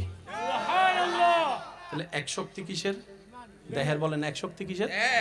আরেক শক্তি হচ্ছে মনের, আরেক শক্তি হচ্ছে কারবালার ময়দানে ইমাম আলী মাকাম ইমাম হুসাইন যে শক্তির বলে দাঁড়িয়েছিলেন, সেটা দেহের শক্তি নয়, মনের শক্তি নয়, এটা রবের উপর তাওয়াক্কুলের ঈমানী শক্তি। ডান হাত তুলে দেখাই, বলো ঠিক কিনা? আল্লাহ আমাদেরকে সেই শক্তি দান করুক। আর একটু জোরে বলি না, আমরাও যেন সেই প্রেমিক নামাজি হতে পারি, আমরা যেন রবের দরবারে সিজদা দিয়ে আবার হারাই যেতে পারি, আমরা যেন রবের দরবারে সিজদাই পড়ে রবের প্রেমে বেবুর হয়ে যেতে পারি। আল্লাহ পাক আমাদের সবার নসিবে জীবনে একবার হলে এরকম সিজদা নসিব করুন। ইসলামের বেসিক জিনিসটাকে আমরা বুঝতে পেরেছি। ইসলাম কেন মানবো?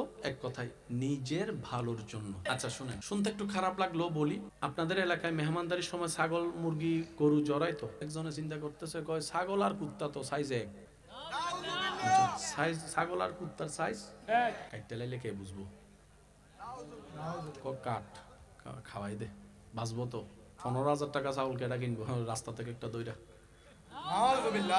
খাওয়াইয়া দাওয়াইয়া সবাই লোড করছে, পরের দিন হসপিটাল ভরে গেছে। বুঝবেন কথা, পরের দিন হসপিটাল। এবার পুলিশে মামলা হওয়ার পরে যখন পুলিশ এসে তদন্ত করছে, তখন কয় ছাগলের জায়গার। এবার তারা যখন ধরছে, তে কয় এ কিরে খাওয়াইলি কি লেগা? কয় ছাগল আর কুত্তা তো সেম সেম সাইজে টাইজে, ছাগলেরও সাইরফা কুত্তারও এসব কথা কয় না, ছাগল আর কুত্তার সাইজটাই সেম সেম, মনে করছে খাওয়াই দিছি। তখন সেই পুলিশ মহল বলে ডাক্তারের কাছে চল, বুঝাই তোকে ইসলাম কেন কুত্তা খাওয়া হারাম করেছে। সুবহানাল্লাহ বলা যাবে? ইসলামে ছাগল খাওয়া হালাল, কুত্তা খাওয়া হারাম। প্রত্যেকটা গোশতই বিষ থাকে। কি থাকে ভাইয়া? বিষ। আমার মা বোন যখন রান্না করে আপনারা দেখবেন সেখানে গরম পানিতে দেয়, যার কারণে দুইটা কাজ হয়, একটা হচ্ছে গোশত নরম হয়, দ্বিতীয় নম্বর হচ্ছে বিষ। ল্যাবরেটরিতে নিয়ে যখন পরীক্ষা করা গেল, দেখা যায় গরুর গোশত, ছাগলের গোশত রান্না করার সঠিক নিয়মে রান্না করলে বিষের মাত্রা কমতে থাকে, আর যেগুলোকে ইসলাম হারাম করেছে সেগুলোর গোশত রান্না করতে গেলে বিষের মাত্রা বাড়তে থাকে। ইসলাম তাই আগে থেকেই নিষেধ করে দিয়েছেন। বলেন আমাদের ইসলাম সেই ইসলাম যেটা আমাদের খাবার প্রতিও খেয়াল রাখে। ইসলাম আমাদের খাবার প্রতিও খেয়াল রাখে, আমাদের ঘরের প্রতি খেয়াল রাখে। আলো অন্ধকার, যেখানে আলো আছে সেখানে অন্ধকার, যেখানে আলো আছে সেখানে অন্ধকার নাই, যেখানে অন্ধকার আছে সেখানে আলো নাই, এখানে আলো আছে অন্ধকার, ওই ওদিকে অন্ধকার আছে আলো নাই। তাহলে যেখানে আলো আছে সেখানে অন্ধকার নাই, সেখানে যেখানে অন্ধকার আছে সেখানে আলো নাই। এই কথায় যারা একমত আছেন একটু ডান হাত তুলে দেখেন। সবাই একমত ইনশাআল্লাহ? এবার আসেন, ইসলাম মানে কি বলি সবাই। ইসলাম মানে শান্তি, ইসলাম মানে শান্তি, ইসলাম মানে ইসলাম মানে মনে রাখবেন, যেখানে অশান্তি আছে সেখানে ইসলাম নাই, আর যেখানে ইসলাম আছে অশান্তি নেই। অনেক সময় আমরা এই জায়গায় একটু ভুল মিসকনসেপ্টের মধ্যে চলে যাই, অশান্তিকে ইসলাম মনে করি। অশান্তিটা হচ্ছে আমার বুঝার ভুল, আপনার বুঝার ভুল, আমার মনের জামিলা, আপনার মনের জামিলা, এটা ইসলামের জামিলা নয়। কথা বলেন ঠিক কিনা? জামিলাটা আমাদের। কথা বলেন ঠিক কিনা? যেখানে ইসলাম আছে সেখানে কি নেই? অশান্তি নেই। বলেন সেখানে কি নেই? অশান্তি নাই। যেখানে অশান্তি আছে সেখানে ইসলাম নাই। সেজন্যই তো পৃথিবীর বুকে প্রত্যেকটা দিন ইসলামের প্রেমে পড়ে মানুষ ইসলামের দিকে আসতেই আছে। সুবহানাল্লাহ। পৃথিবীর বুকে সবচাইতে পুরাতন ধর্মের নাম ইসলাম, পৃথিবীর মধ্যে সবচাইতে প্রাচীন ধর্মের নাম ইসলাম। সুবহানাল্লাহ। যদি এক কথায় বলি, পৃথিবীর সর্বপ্রথম ধর্মের নাম ইসলাম। পৃথিবীর প্রথম ধর্মের নাম কি? ইসলাম। এটা শুধু মুসলমান হিসেবে দাবি করলে হয়ে যায় না। মনে রাখবেন, প্রত্যেকটার ঘটনার পিছনেও ঘটনা থাকে। কি বলেন আপনারা? থাকে না? প্রত্যেকটা ঘটনার পিছনে কোনো না কোনো ঘটনা থাকে। কোনো কিছু এমনে ঘটে না, ঘটনা ঘটার পরে অনেক কিছুই রটে, অনেক কিছুই ঘটে। পৃথিবীর প্রথম ধর্মের নাম ইসলাম। পৃথিবীর সবচাইতে পুরাতন ধর্মের নাম ইসলাম। পৃথিবীর সবচাইতে প্রাচীন ধর্মের নাম ইসলাম। পৃথিবীর সবচাইতে বেস্ট ধর্মের নাম ইসলাম। এটা হচ্ছে দাবি। তো দাবির পিছনে প্রমাণ থাকতে হবে না? এটা আমার জায়গা, দাবি করলে তো হবে না। দলিলটা অথেন্টিক কিভাবে বুঝবো? আরএস, বিএস, পিএস সবকিছু টান দিলেই তো, কারণ নকল দলিত দলিল। ভাই একটু বলেন না কথা, নকল দলিলও আছে। আমি প্রশ্ন করব, আপনারা যা বুঝবেন সেটাই উত্তর দিবেন, যেটাই আপনারা উত্তর দিবেন আমি সেটা নিয়ে এগিয়ে যাব। ধর্ম কি গরু ছাগল পশু পাখির জন্য না মানুষের জন্য?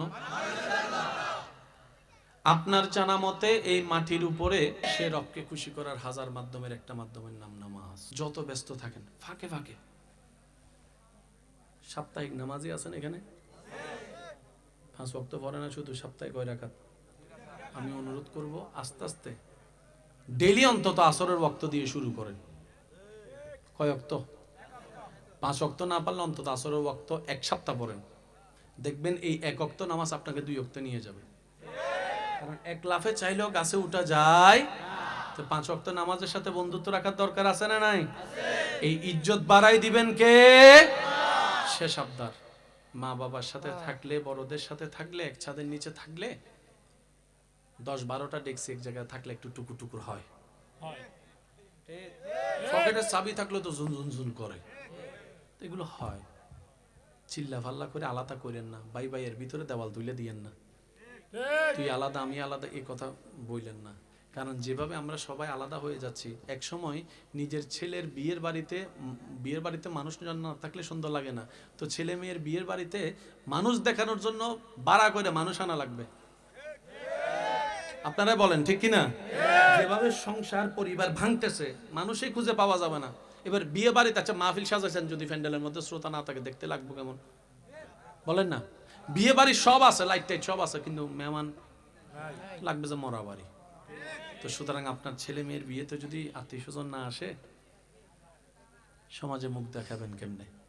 অন্তত এটার জন্য হলো সবার সাথে একটু সম্পর্ক রাখার চেষ্টা করেন। হ্যাঁ, তবে থ্যাংক ইউ পাওয়ার আশায় নয়, মানুষের জন্য করবেন এতটুকু, আল্লাহ আমার এর প্রতিদান দিবে। কথা বলেন ঠিক কিনা? তো বড়দের সাথে সম্মান, ছোটদের সাথে স্নেহ, আর মা বাবার সাথে যদি কখনো 2 কথা হয়েও যায়, আমার যুবক ভাইদেরকে আবদার করে বলছি, চোখটা একটু কষ্ট করে মা বাবার পায়ের দিকে রাখবেন। মা বাবার সাথে যদি 2 কথা হয়, চোখটা একটু মার পায়ের দিকে, বাবার পায়ের দিকে তাকায় থাকবেন। যদি উল্টা ফুলটা শব্দ তাদের মনের কষ্টের কারণ হয়ে যায়, আমাদের দুনিয়াও শেষ, আখিরাতও শেষ।